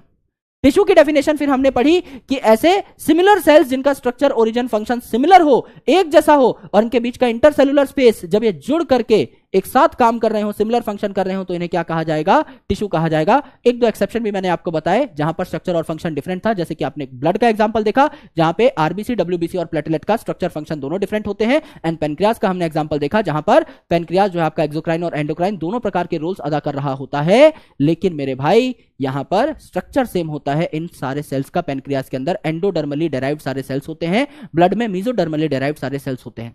फिर हमने देखा कि एनिमल्स के अंदर 4 प्रकार के टिश्यू हैं। एक्टोडर्म जो कि ब्लड की, जो कि आपकी बॉडी की कवरिंग और हॉलो ऑर्गन्स की लाइनिंग बनाएगा, यानी कि मेन काम इसका क्या है? एक तरीके से आप कह लो प्रोटेक्शन है ना। अंदर से भी ऑर्गन की प्रोटेक्शन करता है, बाहर से आपकी बॉडी की प्रोटेक्शन करता है, एंड अल्टीमेटली अगर आप देखें तो इसमें एक्टोडर्म, मेसोडर्म, एंडोडर्म तीनों ही पार्टिसिपेंट्स हो सकते हैं to make this tissue. Connective tissue और बाकी टिश्यूज को कनेक्शन का काम प्रदान कर रहा होगा, तो that's why it is the most important one, सबसे ज्यादा अबंडेंट यही है। और मेसोडर्मली डेराइव्ड ये होता है ऐसे सेल्स जो कि आपके कनेक्टिव टिश्यू बना रहे होते हैं। मेसोडर्म के ऐसे सेल्स जो कनेक्टिव टिश्यू बना रहे होते हैं उन्हें मेसेनकाइमल सेल्स कहा जाता है। मेसोडर्म मस्कुलर टिश्यू भी बना रही होती है पर उसे मेसेनकाइम नहीं कहा जाता। न्यूरल टिश्यू आपके एक्टोडर्म से बन रहे होते हैं जो कंट्रोल और कोऑर्डिनेशन का काम करते हैं। मस्कुलर टिश्यू आपके लोकोमोशन एंड मूवमेंट में हेल्प करते हैं due to muscle contraction. Locomotion and movement chapter में इस पूरे के पूरे कॉन्सेप्ट को खोल करके आपके सामने रख रहा हूंगा। आई होप आपको पहला लेक्चर पसंद आया होगा। Please make sure to vote कि आपको लेक्चर कैसा लगा। देखो भाई, पहला लेक्चर है, भूल चूक माफ आपकी, है ना।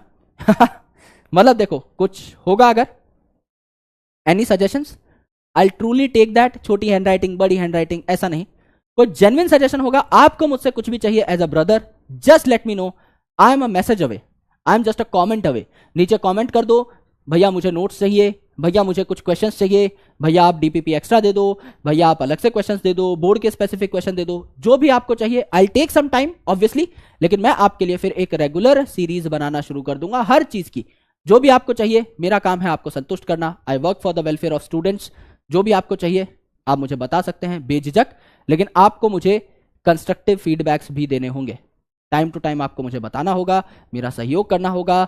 मैं कई बार क्लास में 10-15 मिनट एक्स्ट्रा पढ़ा दूं तो बिल्कुल भी ये मत सोचना कि चीज़ें नेगेटिव जा रही होंगी, ऐसा नहीं। अगर मुझे कहीं लगता है कि मुझे लेक्चर को खींचना चाहिए तभी मैं लेक्चर को खींचूंगा, अदरवाइज मैं कभी लेक्चर नहीं खींचूंगा। हमेशा लेक्चर टाइम पे कंप्लीट होगा। कई बार ऐसा हो हफ्ते में 1-2 बार कि 5-7 मिनट एक्स्ट्रा हो जाए तो मुझे उसके लिए एडवांस में माफी मांगनी है आप लोगों से, क्योंकि ऐसा होगा तो मुझे माफ कर दो मेरे दोस्तों। लेकिन कहीं 5-7 मिनट एक्स्ट्रा अगर मैं ले रहा हूं, 2-3 हफ्ते में एक आधी क्लास में अगर एक्स्ट्रा लगा रहा हूं, रिकॉर्डेड क्लासेस अगर 1-2 आ रही हैं हर 2-3 हफ्ते में, तो मुझे उसके लिए एडवांस में माफी चाहिए, क्योंकि ऐसे काम मैं करता आ रहा हूं एंड बच्चों को ये पसंद आता है। अगर आपको ये लेक्चर अच्छा लगा, सारी चीजें मस्त थी, तो आपका पोल, आपका कीमती वोट विपू भाई को जरूर दें और मुझे विधायक बनाएं इस बार। तो वोट कर दो यार, थम्स अप कर दो। मैं कोशिश करूंगा कि आपका जो भी पोल है इसको मैं विद टाइम और इंक्रीज कर पाऊं और आपके लिए काम कर सकूं और आपको बेटर चीजें दे सकूं, जो हो सके सब बेटर दे सकूं। बस मुझे थोड़ा सा आप साथ साथ रखिएगा, है ना।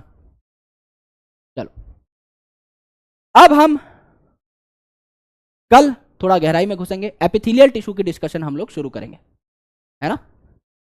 एपिथेलियल टिश्यू की डिस्कशन हम लोग शुरू कर रहे होंगे। और ये नहीं सोचना है कि सर स्लो जाएंगे, है ना। आराम आराम से पढ़ेंगे। ये जो टिश्यू है इसमें हो सकता है मैं 10 लेक्चर ले लूं, तो कोई बुरी बात नहीं है, क्योंकि ये जो टिश्यू वाला पार्ट है ना, एक्चुअल में it is gateway to physiology. आपको फिर फिजियोलॉजी पढ़ने में बहुत आसानी होगी। हर चैप्टर में एक एक कम लेक्चर में ही हमारा काम चल जाएगा, तो हम कहीं ना कहीं 6 लेक्चर वहां बचा लेंगे। टिश्यू को जितना डिटेल में पढ़ सकते हो उतना डिटेल में पढ़ो, कोई भी दिक्कत नहीं है ना। होमवर्क आपका ये है दोस्त, होमवर्क आपका ये है। 1-2 ही क्वेश्चन है, क्योंकि इस टॉपिक पे बेस्ड क्वेश्चन ज्यादा है नहीं किताब में, इसीलिए बहुत कम हम लोगों ने आज पढ़ा है ना। जितने लोगों को थोड़ी बहुत प्रॉब्लम है मैं जानता हूं दोस्त, it is our first class, और पहली क्लास में होता है कि कई बार बच्चों का मोमेंटम नहीं बन पाता, टीचर का मोमेंटम भी नहीं बन पाता। आप लोग तो बहुत प्यारे हो, आपका रिस्पॉन्स बहुत अच्छा है, पर कई बार ऐसा होता है कि रिटेलिएशन आती है है ना, नेगेटिव फीडबैक्स आते हैं, तो सबके लिए सर्कमस्टांसेस एक जैसे नहीं होते। आई विल मेक श्योर कि अगले 3-4 लेक्चर में आप मुझे पसंद करने लगोगे और बेहद पसंद करने लगोगे।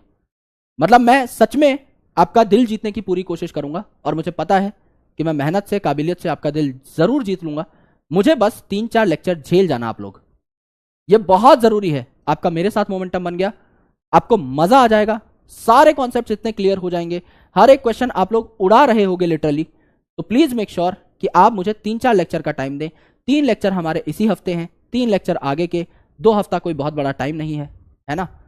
आराम से इसमें फिर आपका जो फैसला होगा वो सर आंखों पर, है ना। जो बच्चे ज्यादातर जो मुझसे पढ़ना चाहेंगे ऑब्वियसली वो खुश होंगे। बाकी आपके पास बहुत सारी एम्पल अपॉर्चुनिटीज है। पीडब्ल्यू तो इज अ प्लेटफॉर्म जो कि आपको बहुत सारे बैचेस का एक्सेस देता है, तो आप कहीं और चले जाइएगा, है ना। लेकिन मैं पूरी कोशिश करूंगा, 99.99999% मैं श्योरिटी के साथ कहता हूं कि आप मुझे से पढ़ना चाहोगे, बस 3-4 लेक्चर मुझे झेल जाना प्लीज, है ना। चलो, अरे वाह, ये तो पहली क्लास में भाई, ये अच्छा हो गया भाई।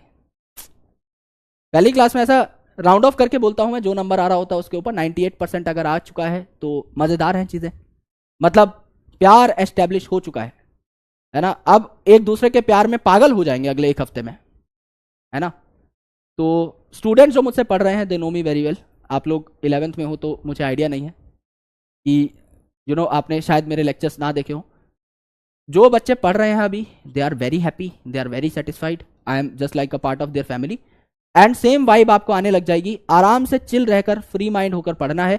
आप मुझे बोलोगे एनसीईआरटी से बहुत बाहर मत जाओ, मैं कॉन्सेप्ट्स को थोड़ा कंसोलिडेट कर दूंगा, लेकिन आप टेंशन मत लेना। बस नीट आपका निकल जाएगा, 360 नंबर आपके बायोलॉजी में आएंगे, बॉटनी जूलॉजी सबका दारोमदार अब हमने ले लिया है, तो टेंशन लेने की जरूरत नहीं है। मैं हमेशा बच्चों से यही कहता हूं कि be sincere but don't be serious. Serious होने से काम नहीं चलता। अगर आप सीरियस बैठे हुए हैं और 8 घंटे भी पढ़ रहे हैं, it doesn't make any sense, because आपकी प्रोडक्टिविटी जीरो है, क्योंकि आप सिर्फ किताब खोलकर बैठे हैं, आप चीजों को समझ नहीं रहे। लेकिन अगर आप सिंसियर हैं और आप 4 घंटे भी पढ़ रहे हैं, आप 4 घंटे में अपना काम खत्म कर लो, उसके बाद भंगड़ा पाओ, उसके बाद खेलो कूदो, इंस्टाग्राम रील्स देखो, जो करना है करो। अगर आपने अपना लेजर टाइम कमाया है, अगर आपने इंस्टाग्राम चलाने का आधा घंटा कमाया है, 10 घंटे पढ़ के आपने अपने आप को एक रिवॉर्ड दिया है कि अब मैं 1 घंटे फोन चलाऊंगा, तो चलाओ। आपको लगता है कि 6 घंटे पढ़ने के बाद मुझे 1 घंटा फुटबॉल खेलना चाहिए, खेलो। जिस चीज में खुशी मिलती है उस खुशी को कमा लो, बस उस खुशी को डायरेक्टली जाके टैप मत करो, क्योंकि फिर ना डोपामिन रश मिलना बंद हो जाता है, आपको उस खुशी का एहसास भी नहीं होगा। तो ऑलवेज मेक श्योर कि जो भी चीज आपको पसंद है, जो भी चीज आपको पसंद है, मूवीज देखना पसंद है, कमाओ उस मूवी को कि यार मैं 2 मूवीज देखूंगा हफ्ते की। अगर मैं अपने हफ्ते में इतना इतना घंटा पढ़ लेता हूं, मैं डेली 8 घंटा अगर पढ़ लेता हूं, तो संडे को मैं 2 मूवीज देखूंगा, कोई दिक्कत नहीं है। मस्त बैठ करके मूवी देखो, पर उस चीज को अर्न करो, उसकी वैल्यू भी आपको समझ में आएगी और आप मजा भी डबल उठा पाओगे, क्योंकि आपको टेंशन नहीं है, आप काम करके बैठे हो, है ना। तो बी प्रोडक्टिव एंड मौज मस्ती करो। शायरी वायरी यार मैं करता नहीं हूं और ना मुझे आती, है ना।